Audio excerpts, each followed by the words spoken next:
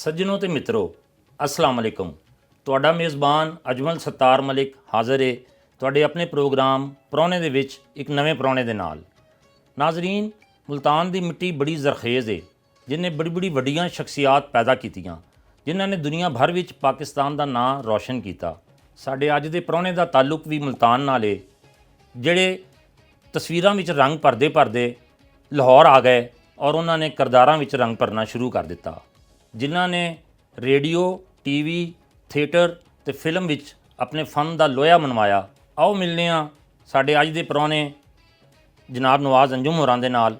ਨਵਾਜ਼ ਅੰਜੁਮ ਸਾਹਿਬ, ਸਲਾਮ ਅਲੈਕੁਮ ਜੀ। ਵਾਲੇਕੁਮ ਅਸਲਾਮ ਹਜ਼ੂਰ। ਤੁਹਾਨੂੰ ਪ੍ਰਾਹੁਣੇ ਜੀ ਆਇਆਂ ਨੂੰ ਕਹਿੰਦੇ ਆ ਜੀ। ਮੈਂ ਵੀ ਤੁਹਾਨੂੰ ਖੁਸ਼ ਆਮਦੀਦ ਕਰਨਾ ਜੀ ਆਪਣੇ ਘਰ ਦੇ ਵਿੱਚ, ਤੇ ਪ੍ਰਾਹੁਣੇ ਪ੍ਰੋਗਰਾਮ ਵੇਖਣ ਵਾਲੇ ਤਮਾਮ ਜੀਆਂ ਨੂੰ ਮੇਰੇ ਵੱਲੋਂ ਬਹੁਤ ਖੁਸ਼ ਆਮਦੀਦ। ਸਲਾਮ ਅਲੈਕੁਮ, ਮੁਹੱਬਤ ਪਿਆਰ, ਕਿ ਤੁਹਾਡੀਆਂ ਮੁਹੱਬਤਾਂ ਨਾਲ ਹੀ ਅੱਜ ਇੱਕ ਸਾਦਾ ਨਵਾਜ਼ ਅੰਜੁਮ ਬਣਿਆ ਹੈ। ਇਹ ਸਭ ਦੋਸਤਾਂ ਦੀ ਮਿਹਰਬਾਨੀ ਹੈ ਜੀ, ਜਿਹੜੇ ਬੜੀ ਚਾਹਤ ਰੱਖਦੇ ਨੇ, ਬੜੀ ਮੁਹੱਬਤ ਕਰਦੇ ਨੇ ਤੇ ਬੜੇ ਪਿਆਰ ਨਾਲ ਤੇ ਦੁਆਵਾਂ ਨਾਲ ਅੱਜ ਇੱਕ ਸਾਦੇ ਜੇ ਮੁਹੰਮਦ ਨਵਾਜ਼ ਨੂੰ ਨਵਾਜ਼ ਅੰਜੁਮ ਬਣਾਇਆ ਜੀ ਉਹਨਾਂ ਨੇ। ਨਵਾਜ਼ ਅੰਜੁਮ ਸਾਹਿਬ, ਤੁਸੀਂ ਮੁਲਤਾਨ ਦੇ ਇੱਕ ਛੋਟੇ ਜਿਹੇ ਚੱਕ 5 ਦੇ ਵਿੱਚ ਪੈਦਾ ਹੋਏ। ਚੱਕ 5 ਫੈਜ਼ ਦੇ ਵਿੱਚ ਪੈਦਾ ਹੋਏ, ਤੇ ਉੱਥੋਂ ਲੈ ਕੇ ਤੇ ਲਾਹੌਰ ਤੱਕ ਦਾ ਸਫ਼ਰ ਕਿਸ ਤਰ੍ਹਾਂ ਤੈਅ ਕੀਤਾ ਸੀ? ਅਸਲ 'ਚ ਰਾਜਸਥਾਨ ਤੋਂ ਜਦੋਂ ਮਾਈਗ੍ਰੇਟ ਕਰਕੇ ਪਾਕਿਸਤਾਨ ਆਏ ਸਾਂ ਅਤੇ ਨਾਨਕਾ ਮੇਰਾ ਚੱਕ 5 ਫੈਜ਼ 'ਚ ਸੀ। ਅਸੀਂ ਪੜਾਓ ਜਿਹੜਾ ਸੀ ਉਹ ਅਸੀਂ ਮੁਲਤਾਨ ਹੀ ਕੀਤਾ ਸੀ। ਮੇਰੇ ਵਾਲਿਦ ਸਾਹਿਬ ਬੇਸਿਕਲੀ ਡਰਾਈਵਰ ਸਨ। ਅੱਛਾ। ਬੱਸ ਚਲਾਉਂਦੇ ਸਨ, ਉਦੋਂ ਇਸਮਾਈਲ ਬੱਸ ਚੱਲਦੀ ਸੀ ਮੁਲਤਾਨ ਤੋਂ ਮੀਆਂ ਚੰਨੂ। ਅੱਛਾ। ਉਹ ਬੱਸ ਚਲਾਉਂਦੇ ਸਨ ਅਤੇ ਮੇਰੇ ਜਿਹੜੇ ਤਾਇਆ ਜੀ ਸਨ, ਮੇਰੇ ਅੱਬੇ ਤੋਂ ਵੱਡੇ, ਜਿਹੜੇ ਉਹ ਤੇਲ ਲੀਟਰ ਦਾ ਕੰਮ ਕਰਦੇ ਸਨ ਮੁਲਤਾਨ। ਅੱਛਾ। ਉਹਨਾਂ ਦੀ ਸ਼ੌਪ ਸੀ। ਸਾਨੂੰ ਆਲਰੇਡੀ ਨਾ ਅਲਾਟ ਹੋਏ ਸਨ ਔਕਾਫ ਵੱਲੋਂ ਨਾ ਘਰ ਅਤੇ ਦੁਕਾਨ ਜਿਹੜੀ ਹੈ ਔਕਾਫ ਵੱਲੋਂ ਮਿਲੀ। ਵੀ ਜਦੋਂ ਤੇਲ ਵਾਲੀ ਦੁਕਾਨ ਨਾਲ ਮੇਰੇ ਤਾਇਆ ਅੱਬੂ ਜੀ ਨੇ ਕਿਹਾ ਕਿ ਯਾਰ ਡਰਾਈਵਿੰਗ ਦਾ ਕੰਮ ਛੱਡ ਦੇ, ਤੇਰੇ ਛੋਟੇ ਬੱਚੇ ਨੇ। ਉਹ ਤਾਏ ਦੀ ਔਲਾਦ ਨਹੀਂ ਸੀ। ਉਹਨੇ ਕਿਹਾ ਤੂੰ ਹੈ ਨਾ ਇਹ ਦੁਕਾਨ ਆ ਕੇ ਸੰਭਾਲ ਲੈ, ਬੱਚੇ ਨੇ ਛੋੜੇ ਕੋਈ ਐਕਸੀਡੈਂਟ ਹੋ ਗਿਆ ਜਾਂ ਕੋਈ ਜੈਸਾ ਹੋ ਗਿਆ ਤਾਂ ਕੋਈ ਪਰੇਸ਼ਾਨੀ ਹੋਏਗੀ, ਤੂੰ ਦੁਕਾਨ ਸੰਭਾਲ ਲੈ। ਫਿਰ ਅੱਬਾ ਜੀ ਨੇ ਉਹ ਤੇਲ ਦਾ ਕੰਮ ਸਟਾਰਟ ਕਰ ਲਿਆ। ਅੱਛਾ। ਅਤੇ ਮੈਂ ਫਿਰ ਜਨਾਬ ਅਸੀਂ ਵੀ ਤੇਲ ਵਾਲੀ ਦੁਕਾਨ 'ਤੇ ਪਹਿਲੇ ਤਾਂ ਪੜ੍ਹਦੇ ਰਹੇ, ਉਹ 6ਵੀਂ 7ਵੀਂ ਤੱਕ ਬਸ ਮੈਂ ਗਿਆ ਵਾਂ। ਅਤੇ 79 'ਚ ਅੰਮੀ ਦੀ ਡੈਥ ਹੋ ਗਈ ਅਤੇ 80 'ਚ ਅੱਬੂ ਦੀ ਡੈਥ ਹੋ ਗਈ। ਓਹੋ। ਅਤੇ ਬਸ ਫਿਰ ਇਹ ਸਿਲਸਿਲਾ ਜਾਰੀ ਰਿਹਾ ਜੀ। ਕਿ ਤੇ ਐਡੀ ਛੋਟੀ ਉਮਰ ਦੇ ਵਿੱਚ ਵਾਲਦੈਨ ਦਾ ਸਾਇਆ ਉੱਠ ਜਾਣਾ, ਤੇ ਤੁਸੀਂ ਘਰ 'ਚ ਵੱਡੇ ਸੋ ਸਭ ਤੋਂ। ਬਸ ਜੀ ਇਹ ਰੱਬ ਹੀ ਹੈ ਕਿ ਬੰਦਾ ਸੋਚ ਵੀ ਨਹੀਂ ਸਕਦਾ।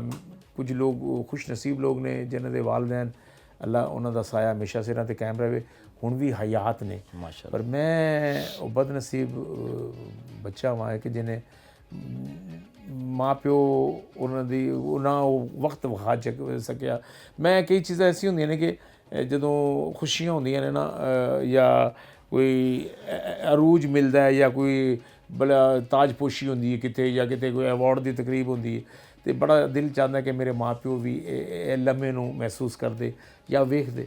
ਬੜੀ ਚਾਹਤ ਸੀ ਜੀ, ਲੇਕਿਨ ਬਸ ਰੱਬ ਨੂੰ ਜੋ ਮਨਜ਼ੂਰ ਹੋਵੇ। ਫਿਰ ਉਹ ਸਰ ਛੋਟੀਆਂ ਭੈਣਾਂ ਸਨ, ਉਹ ਫਿਰ ਦੁਕਾਨ ਦੇ ਵਿੱਚ ਉਹ ਤੇਲ ਦੀ ਦੁਕਾਨ ਕਰਨਾ ਹੁੰਦਾ ਸਾਂ।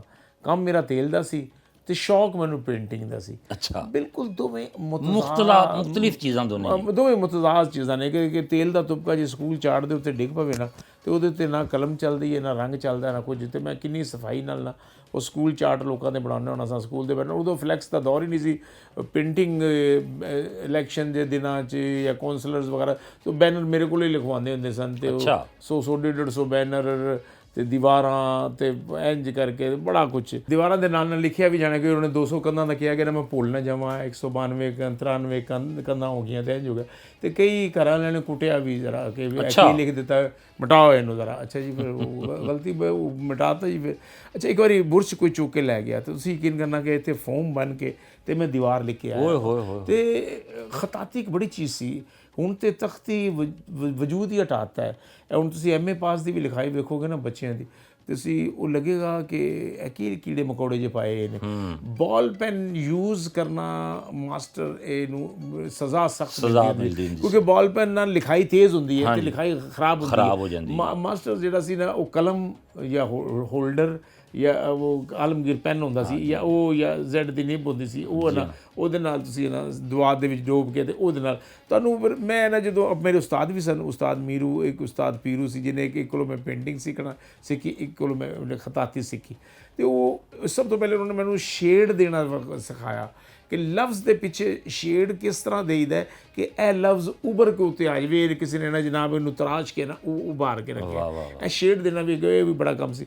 ਤਾਂ ਫਿਰ ਉਹ ਸ਼ੁਕਰ ਅਲਹਮਦੁਲਿਲਾ ਫਿਰ ਅੱਲਾਹ ਤਾਲਾ ਨੇ ਬੜਾ ਕੰਮ, ਫਿਰ ਅਸਲ 'ਚ ਇਹ ਚੀਜ਼ਾਂ ਸਨ ਨਾ ਜੀ, ਐਕਟਿੰਗ ਤੇ ਆਲਰੇਡੀ ਹੋ ਗਿਆ ਕਿਉਂਕਿ ਇਹ ਚੀਜ਼ ਵੀ ਫਨੂਨ ਲਤੀਫਾ ਦੇ ਵਿੱਚ ਆ ਜਾਂਦੀ ਹੈ, ਐਕਟਿੰਗ ਵੀ ਫਨੂਨ ਹੈ। ਤੁਹਾਨੂੰ ਪਤਾ ਕਿ ਇਸ ਤਸਵੀਰ ਦੇ ਵਿੱਚ ਮੈਂ ਰੰਗ ਭਰਾਂਗਾ, ਇਹ ਕਿਰਦਾਰ ਦੇ ਵਿੱਚ ਇਹ ਰੰਗ ਭਰਾਂਗਾ ਤੇ ਸੋਹਣਾ ਲੱਗੇਗਾ। ਬਿਲਕੁਲ ਸਹੀ। ਤੇ ਉਹਦੇ ਉੱਥੇ ਜਨਾਬ ਕਈ ਮੇਰੇ ਦੋਸਤ ਸਨ ਜਿਹਨਾਂ ਨੂੰ ਐਕਟਿੰਗ ਦਾ ਬੜਾ ਸ਼ੌਕ ਸੀ ਕਿ ਉਹ ਕੰਮ ਕਰਦੇ ਸਨ, ਉਹ ਕਹਿੰਦੇ ਸੀ ਯਾਰ ਆ ਤੈਨੂੰ ਮੈਂ ਡਰਾਮਾ ਸ਼ਰਾਮਾ ਕਰਵਾਉਣਾ ਵਾ ਦਾ ਫਲਾਣਾ।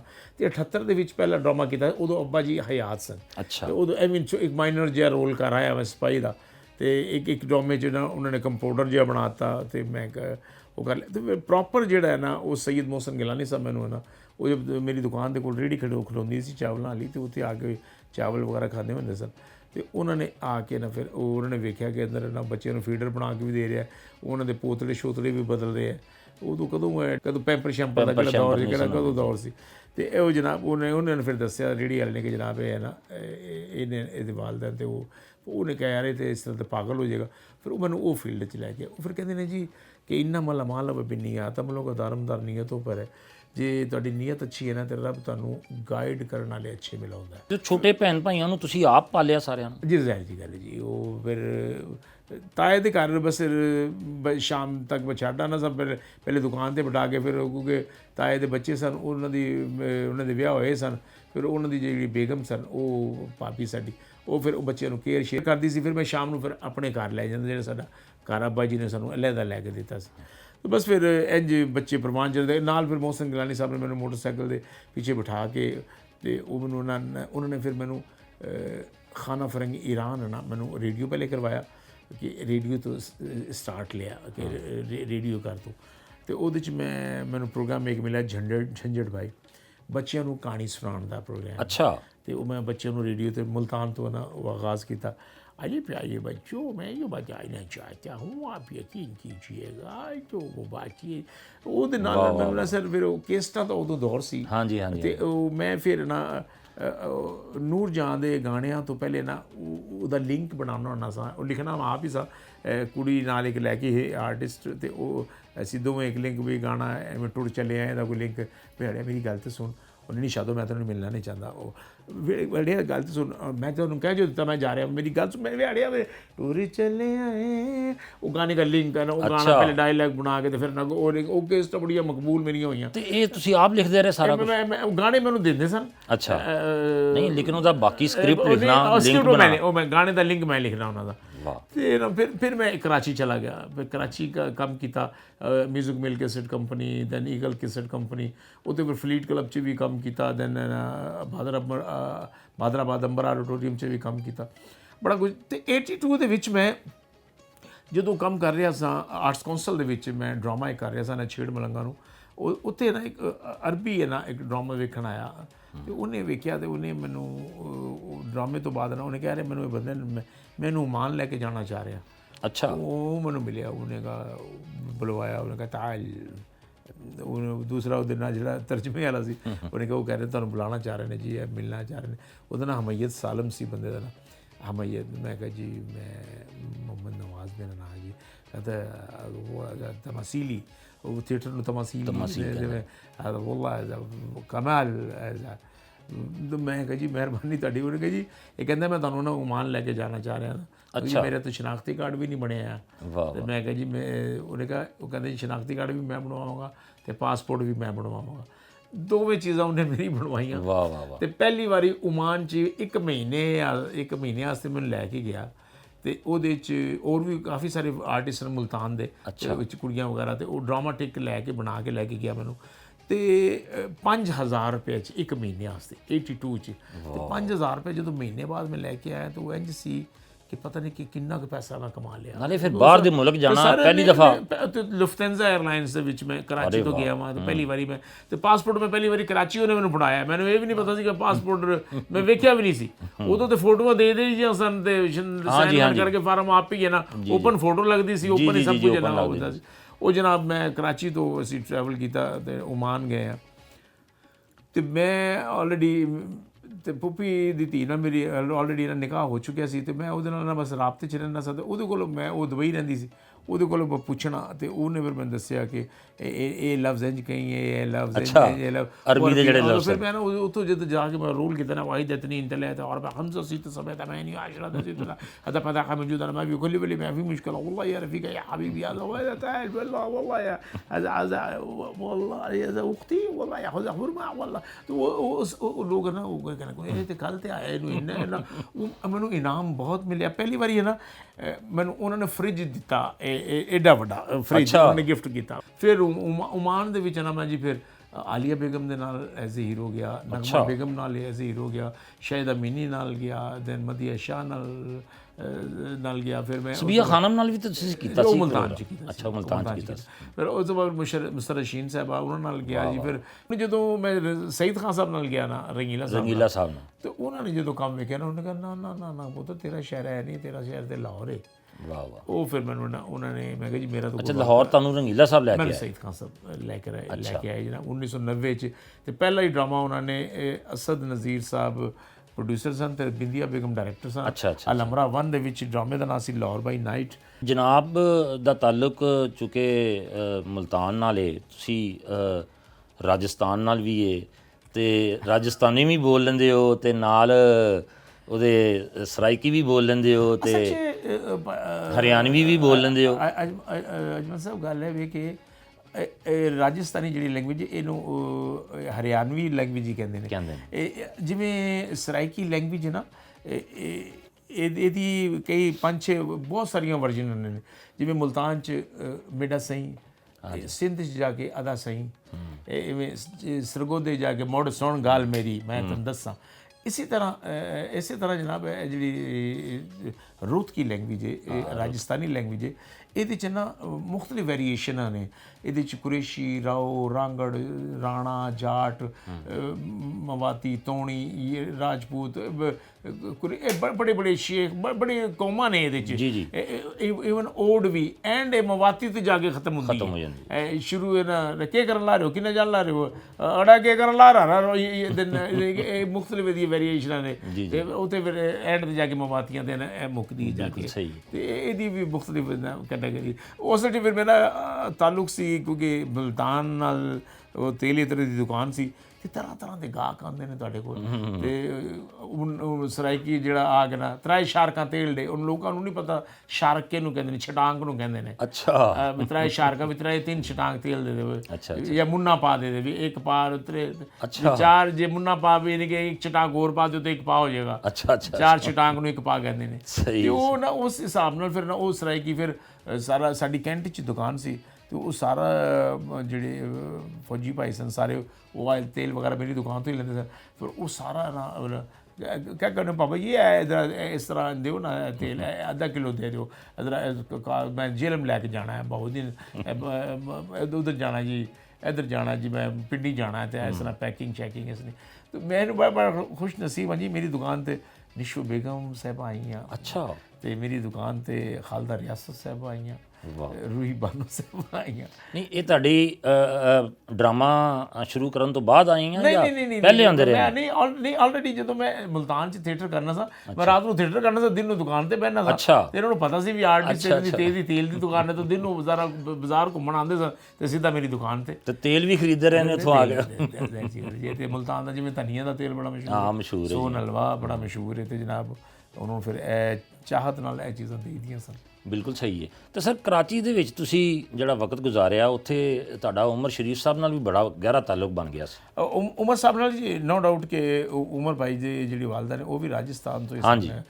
ਮੈਂ ਉਹਨਾਂ ਨੂੰ ਉਹ ਘਰ ਲੈ ਕੇ ਗਏ, ਬਲਕਿ ਲਾਲੂ खेत, कल गया यार ज़रा माँ से बात तो कर ले ज़रा। मैंने कहा अच्छा भाई, चलो तो माँ से उस ज़ुबान उमर साहब नाल ड्रामा शरामा मैं मुल्तान 'ਚ ਜਦੋਂ ਉਹਨਾਂ ਦਾ ਪਹਿਲੀ ਵਾਰੀ ਵੇਖਿਆ ਜਦੋਂ ਉਦੋਂ ਮੋਇਨ ਅਖਤਰ ਸਾਹਿਬ ਦਾ ਬੜਾ ਅਰੂਜ ਸੀ ਤੇ ਉਮਰ ਸਾਹਿਬ ਐਕਸਟਰਾ ਐਂਟਰੀਆਂ ਉਦੋਂ ਕਰਦੇ ਹੁੰਦੇ ਸਨ ਤੇ ਫਿਰ ਅੱਲਾਹ ਤਾਲਾ ਨੇ ਐਸੀ ਕਾਇਆ ਪਲਟੀ ਕਿ ਉਮਰ ਸਾਹਿਬ ਹੋ ਗਈ ਤੇ ਫਿਰ ਰਜ਼ਾਕ ਰਾਜੂ ਦੇ ਦੌਰ ਦੇ ਇਹ ਉਮਰ ਸਾਹਿਬ ਚੱਲਦੇ ਆ ਰਹੇ ਨੇ। ਇਹਨਾਂ ਨੇ ਬੜਾ ਫਿਰ ਕੇਸਟਾਂ ਇਹਨਾਂ ਨੇ ਕੀਤੀਆਂ, ਫਿਰ ਸ਼ੁਰੂ ਹੋਏ, ਫਿਰ ਜਦੋਂ ਲਾਹੌਰ ਆਏ, ਲਾਹੌਰ ਥੀਏਟਰ ਬਣਾਇਆ ਤੇ ਫਿਰ ਇਹਨਾਂ ਨਾਲ ਨਾ ਬੜਾ ਟਾਕਰ ਹੋਇਆ ਤੇ ਇਹਨਾਂ ਨਾਲ ਫਿਰ ਸਾਡਾ ਇੱਥੇ ਇਹਨਾਂ ਫਿਰ ਮੈਨੂੰ ਲਾਹੌਰ ਤੋਂ ਹੀ ਫਿਰ ਕਰਾਚੀ ਵੀ ਲੈ ਕੇ ਗਏ।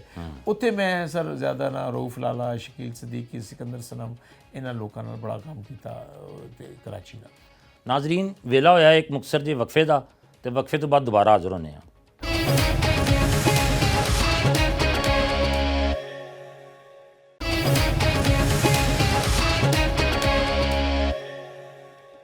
ਦੁਬਾਰਾ ਜੀ ਆਇਆਂ ਨੂੰ। ਨਵਾਜ਼ ਅੰਜਮ ਸਾਹਿਬ, ਉਹ ਪੁਰਾਣੇ ਦੌਰ ਦੀ ਤੁਸੀਂ ਸਾਰੀ ਗੱਲ ਕਰ ਰਹੇ ਹੋ, ਉਸ ਦੌਰ ਦਾ ਡਰਾਮਾ ਤੇ ਅੱਜ ਦੇ ਦੌਰ ਦਾ ਡਰਾਮਾ ਕੀ ਫ਼ਰਕ ਮਹਿਸੂਸ ਕਰਦੇ ਹੋ? ਜ਼ਮੀਨ ਅਸਮਾਨ ਦਾ ਸਰ। ਅਸਲ 'ਚ ਮੁਲਤਾਨ 'ਚ ਹਰ 10 ਦਿਨ ਬਾਅਦ ਨਵਾਂ ਡਰਾਮਾ ਤੇ ਹਰ ਬੜੇ ਗਰੁੱਪਸ ਬਣੇ ਹੋਏ ਸਨ ਤੇ ਹਰ ਬੰਦੇ ਦੀ ਇਹ ਕੋਸ਼ਿਸ਼ ਸੀ ਤੇ ਲੁੱਕ ਕੇ ਰਿਹਰਸਲ ਕਰਨੀ ਕਿ ਕਿਸੇ ਨੂੰ ਇਹ ਡਰਾਮਾ ਹੀ ਵੇਖਣ ਤੇ ਉਹਨਾਂ ਨੂੰ ਪਤਾ ਚੱਲੇ ਕਿ ਅਸੀਂ ਰਿਹਰਸਲ ਕੀ ਕਰ ਰਹੇ ਹਾਂ ਤੇ ਫਲਾਣਾ। ਤੇ ਇਹ 100 ਸਫ਼ਿਆਂ ਦਾ ਡਰਾਮਾ ਹੁੰਦਾ ਸੀ ਪਹਿਲੇ, ਤਾਂ 100 ਸਫ਼ੇ ਯਾਦ ਕਰਨੇ ਕਿ ਹਰ ਬੰਦੇ ਨੂੰ ਸਕ੍ਰਿਪਟ ਟੋਟਲ ਯਾਦ ਕਰਨਾ। ਮੈਂ ਹੈਰਾਨ ਹਾਂ ਕਿ ਸਕੂਲ ਦੀ ਕਿਤਾਬ ਯਾਦ ਨਹੀਂ ਕੀਤੀ, ਸਕ੍ਰਿਪਟ ਯਾਦ ਹੋ ਜਾਂਦਾ ਸੀ। ਤੇ ਹੁਣ ਦੇ ਡਰਾਮੇ ਹੁਣ ਤੇ ਸਰ ਉਹ ਆਏ ਨੇ ਇੱਕ ਕਰਨਾ ਕੀ ਚਾਹੁੰਦੇ ਵੀ ਨਹੀਂ ਸਹੀ ਤੇ ਆਂਦੇ ਨੇ ਇੱਕ ਸਫ਼ਾ ਲਿਖਿਆ ਹੈ ਕਿ ਯਾਰ 15 ਮਿੰਟ ਤੂੰ ਬੋਲਣਾ, 5 ਮਿੰਟ ਤੂੰ ਬੋਲਣਾ, 2 ਐਂਟਰੀਆਂ ਤੇਰੀਆਂ ਨੇ, 1 ਐਂਟਰੀ ਤੂੰ ਹੈ। ਨਹੀਂ ਤੇ ਜਦੋਂ ਕਮਿਊਨੀਕੇਸ਼ਨ ਨਹੀਂ ਹੋਏਗੀ ਤੁਹਾਡੀ ਆਪਸ 'ਚ, ਜਦੋਂ ਉਹ ਚੀਜ਼ ਨਹੀਂ ਹੋਏਗੀ, ਫਿਰ ਵਿੱਚ ਜਦੋਂ ਗਾਣੇ ਪੈ ਗਏ। ਹੁਣ ਹਾਲਾਤ ਹੈ ਨੇ, ਮੈਂ ਜਿੰਨੇ ਵੀ ਸੁਹੇਲ ਸਾਹਿਬ ਦੇ ਮੈਂ 18 ਸਾਲਾਂ ਦੇ ਵਿੱਚ 5 ਡਰਾਮੇ ਕੀਤੇ ਨੇ। ਉਹਨਾਂ ਦਾ ਹਰ ਡਰਾਮਾ 3 ਸਾਲ ਚੱਲਿਆ, ਸਾਲ ਲਾਹੌਰ, ਸਾਲ ਪੂਰੇ ਪਾਕਿਸਤਾਨ 'ਚ, ਸਾਲ ਪੂਰੀ ਦੁਨੀਆ 'ਚ। ਤੇ ਉਹਨਾਂ ਨੇ ਜੇ ਮੈਂ ਨੌਕਰ ਨੁਕਰਾਣੀ ਦਾ, ਚਾਂਦਨੀ ਭਾਬੀ ਸਾਡੀ, ਉਹਨੇ ਨੁਕਰਾਣੀ ਦਾ ਰੋਲ ਮੇਰੇ ਨਾਲ ਕੀਤਾ ਤੇ ਉਹਨੇ ਲੀਲਨ ਦਾ ਸੂਟ ਪਾਇਆ ਹੈ ਸਰ, ਉਹਨੂੰ ਵਾਲਾਂ ਨੂੰ ਤੇਲ ਲਾ ਕੇ ਪੌਨੀਆਂ ਕਰਕੇ ਲੱਗੇ ਨੁਕਰਾਣੀ ਹੈ ਕਿ ਗੁਰਬਤ 'ਚ ਹੁਸਨ ਨਜ਼ਰ ਆਵੇ ਤੇ ਗੱਲ ਉਹਦੀ ਕੁਝ ਹੋਰ ਹੈ। ਤੇ ਜਦ ਹੁਣ ਗਰੀਬ ਹੁਣ ਇਹ ਹੋ ਗਿਆ ਕਿ ਲੱਖ ਰੁਪਏ ਦਾ ਉਹਨੇ ਸੂਟ ਪਾਇਆ ਤੇ ਕਹਿੰਦੀ ਸਾਡੇ ਘਰ ਮਿਰਚਾਂ ਨਹੀਂ ਹੈਗੀਆਂ, ਇਹ ਸਾਡੇ ਘਰ ਜੀ ਪਿਓ ਮੇਰਾ ਕੋਲ ਖੰਘ ਦਵਾਈ ਦੇ ਪੈਸੇ ਨਹੀਂ ਹੈਗੇ। ਬੰਦਾ ਕਹੇ ਵੀ ਯਾਰ ਤੂੰ ਇੰਨੀ ਮਹਿੰਗੀ ਜੁੱਤੀ ਪਾਈ ਹੈ, ਇੰਨਾ ਤੂੰ ਡਰੈਸ ਪਾਇਆ ਤੇ ਉਹ ਰਿਆ ਤੇ ਫਿਰ ਤੂੰ ਜੋੜਾ ਵੀ ਨਹੀਂ ਉਹ ਤਬਦੀਲ ਉਦੋਂ ਹਕੀਕਤ ਨੂੰ ਦਿਖਾਉਣ ਵਾਸਤੇ ਬਕਾਇਦਾ ਇਤਮਾਮ ਕੀਤਾ ਜਾਂਦਾ। ਸਰ ਦੇਖੋ ਗੱਲ ਵੀ ਕਿ ਗਰੀਬ ਤੇ ਲੱਗੇ ਨਾ। ਹੁਣ ਮਾਲਕ ਵੀ ਹੈ ਤੇ ਮਾਲਕ ਨੌਕਰ ਨਾਲ ਆਡਾ ਲਾ ਕੇ ਉਹ ਮਾਲਕ ਨੌਕਰ ਮਾਲਕ ਨੂੰ ਕਹਿੰਦੇ ਇਹਦਾ ਮੂੰਹ ਵੇਖੋ, ਇਹਦੀ ਜਦੋਂ ਫੁੱਫੋ ਇੰਜ ਹੋਇਆ ਤੇ ਮਾਂ ਇਹਦੀ ਇੰਜ ਤੇ ਸਿਸਟਰ ਇਹਦੀ ਇੰਜ। ਤੇ ਉਹ ਕੀ ਰਹਿ ਗਿਆ ਕਿ ਉਹ ਲੱਗਦਾ ਕਿ ਨੌਕਰ ਨੇ ਮਾਲਕ ਰੱਖਿਆ ਹੋਇਆ ਸੀ ਜਾਂ ਬਗੈਰ ਤਨਖਾਹ ਤੋਂ ਬੰਦਾ ਰੱਖਿਆ ਬਿਸਤੀ ਕਰਾਉਣ ਵਾਸਤੇ। ਉਹ ਪਹਿਲੇ ਇੱਕ ਡਬਲ ਰੋਟੀ ਵਾਲਾ ਆਉਂਦਾ ਸੀ ਜਾਂ ਕੋਈ ਡਾਕੀਆ ਆਇਆ ਜਾਂ ਕੋਈ, ਤੇ ਇੱਕ ਮੈਸੇਜ ਉਹ ਆਪਣਾ ਕਿਰਦਾਰ ਕਰਕੇ ਤੇ ਇੱਕ ਉਦੋਂ ਰੋਲ ਵੀ ਪਿਓ ਦਾ ਕੌਣ ਕਰਦੇ ਸਨ, ਵੱਡੇ ਮਨਵਰ ਸਈਦ ਸਾਹਿਬ, ਖ਼ਿਆਮ ਸਰਦੀ ਸਾਹਿਬ, ਮੁਹੰਮਦ ਕਬੀ ਖਾਨ ਸਾਹਿਬ ਤੇ ਵੱਡੇ ਲੈਜੈਂਡ ਲੋਕ ਨਾ, ਅਫਜ਼ਾਲ ਸਾਹਿਬ, ਇਹ ਰੋਲ ਕਰਦੇ ਸਨ। ਕਿਸੇ ਦੀ ਜ਼ਰੂਰਤ ਨਹੀਂ ਹੁੰਦੀ ਸੀ ਕਿ ਉਹ ਆ ਕੇ ਜੁਗਤ ਕਰ ਦੇਵੇ। ਫਿਰ ਸਭ ਤੋਂ ਵੱਡੀ ਇਹ ਨਾ ਸਰ, ਮੈਂ ਜ਼ੀ ਕਾਦਰੀ ਸਾਹਿਬ ਦੀ ਤੁਸੀਂ ਜਿੰਨੀਆਂ ਵੀ ਤੁਸੀਂ ਸਟੋਰੀਆਂ ਵੇਖ ਲਓ ਜਾਂ ਥੀਏਟਰ ਦੇ ਅਤਰ ਸ਼ਾਹ ਜੀਦੀ ਦੀ ਜਿੰਨੇ ਵੀ ਡਰਾਮੇ ਵੇਖ ਲਓ, ਘਰ ਦੀ ਕਹਾਣੀ ਅਲੱਗਾ ਚੱਲ ਰਹੀ ਹੁੰਦੀ ਸੀ, ਉਹਦੇ 'ਚ ਇੰਟਰਫੇਅਰ ਨੌਕਰ ਨਹੀਂ ਹੁੰਦਾ ਸੀ।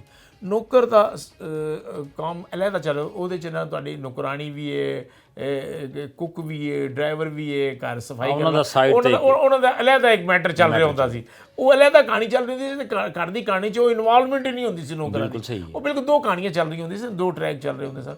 ਤੇ ਉਹ ਮੁਆਜ਼ਨਾ ਇੱਜ਼ਤ, ਹੁਣ 5 ਗਾਣੇ ਨੇ, ਉਹਨੇ ਉਹ ਰੋ ਕੇ ਹਟੀਏ ਕਿ ਇੰਜ ਹੋ ਗਿਆ ਤੇ ਠਾਕ ਕਰਕੇ ਉਹਨੇ ਦੁਪੱਟਾ ਲਾਇਆ ਤੇ ਸ਼ੁਰੂ ਹੋ ਗਈ।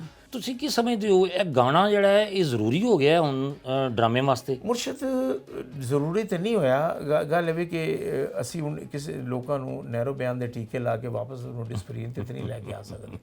ਹੁਣ ਜਿਵੇਂ ਨਾ ਅੱਜ ਕੱਲ੍ਹ ਥੀਏਟਰ ਜੋ ਹੈ ਉਹ ਟਾਈਮ ਦਾ ਹੁਣ ਮਸਲਾ ਬਣਿਆ ਹੈ। ਹਾਂਜੀ। ਕੁੜੀਆਂ ਨੇ ਆਪਣੇ ਜਿਹੜੇ ਉਹਨਾਂ ਦੇ ਚਾਹਣ ਵਾਲੇ ਨੇ, ਜਿਹੜੇ ਉਹਨਾਂ ਦੇ ਫੇਸਬੁੱਕਾਂ 'ਤੇ ਜਾਂ ਟਿਕਟੋਕਾਂ ਦੇ ਉੱਤੇ ਜਿਹੜੇ ਉਹਨਾਂ ਦੇ ਵਿਊਅਰਸ ਨੇ, ਉਹ ਉਹਨਾਂ ਨੂੰ ਬੁਲਾ ਲੈਂਦੇ ਨੇ, ਉਹ ਵੀ ਆ ਜਾਂਦੇ ਨੇ ਤੇ ਹੁਣ ਨਾ ਬਿਲਕੁਲ ਮਾਹੌਲ ਹੀ ਕੁਝ ਹੋਰ ਹੋ ਗਿਆ।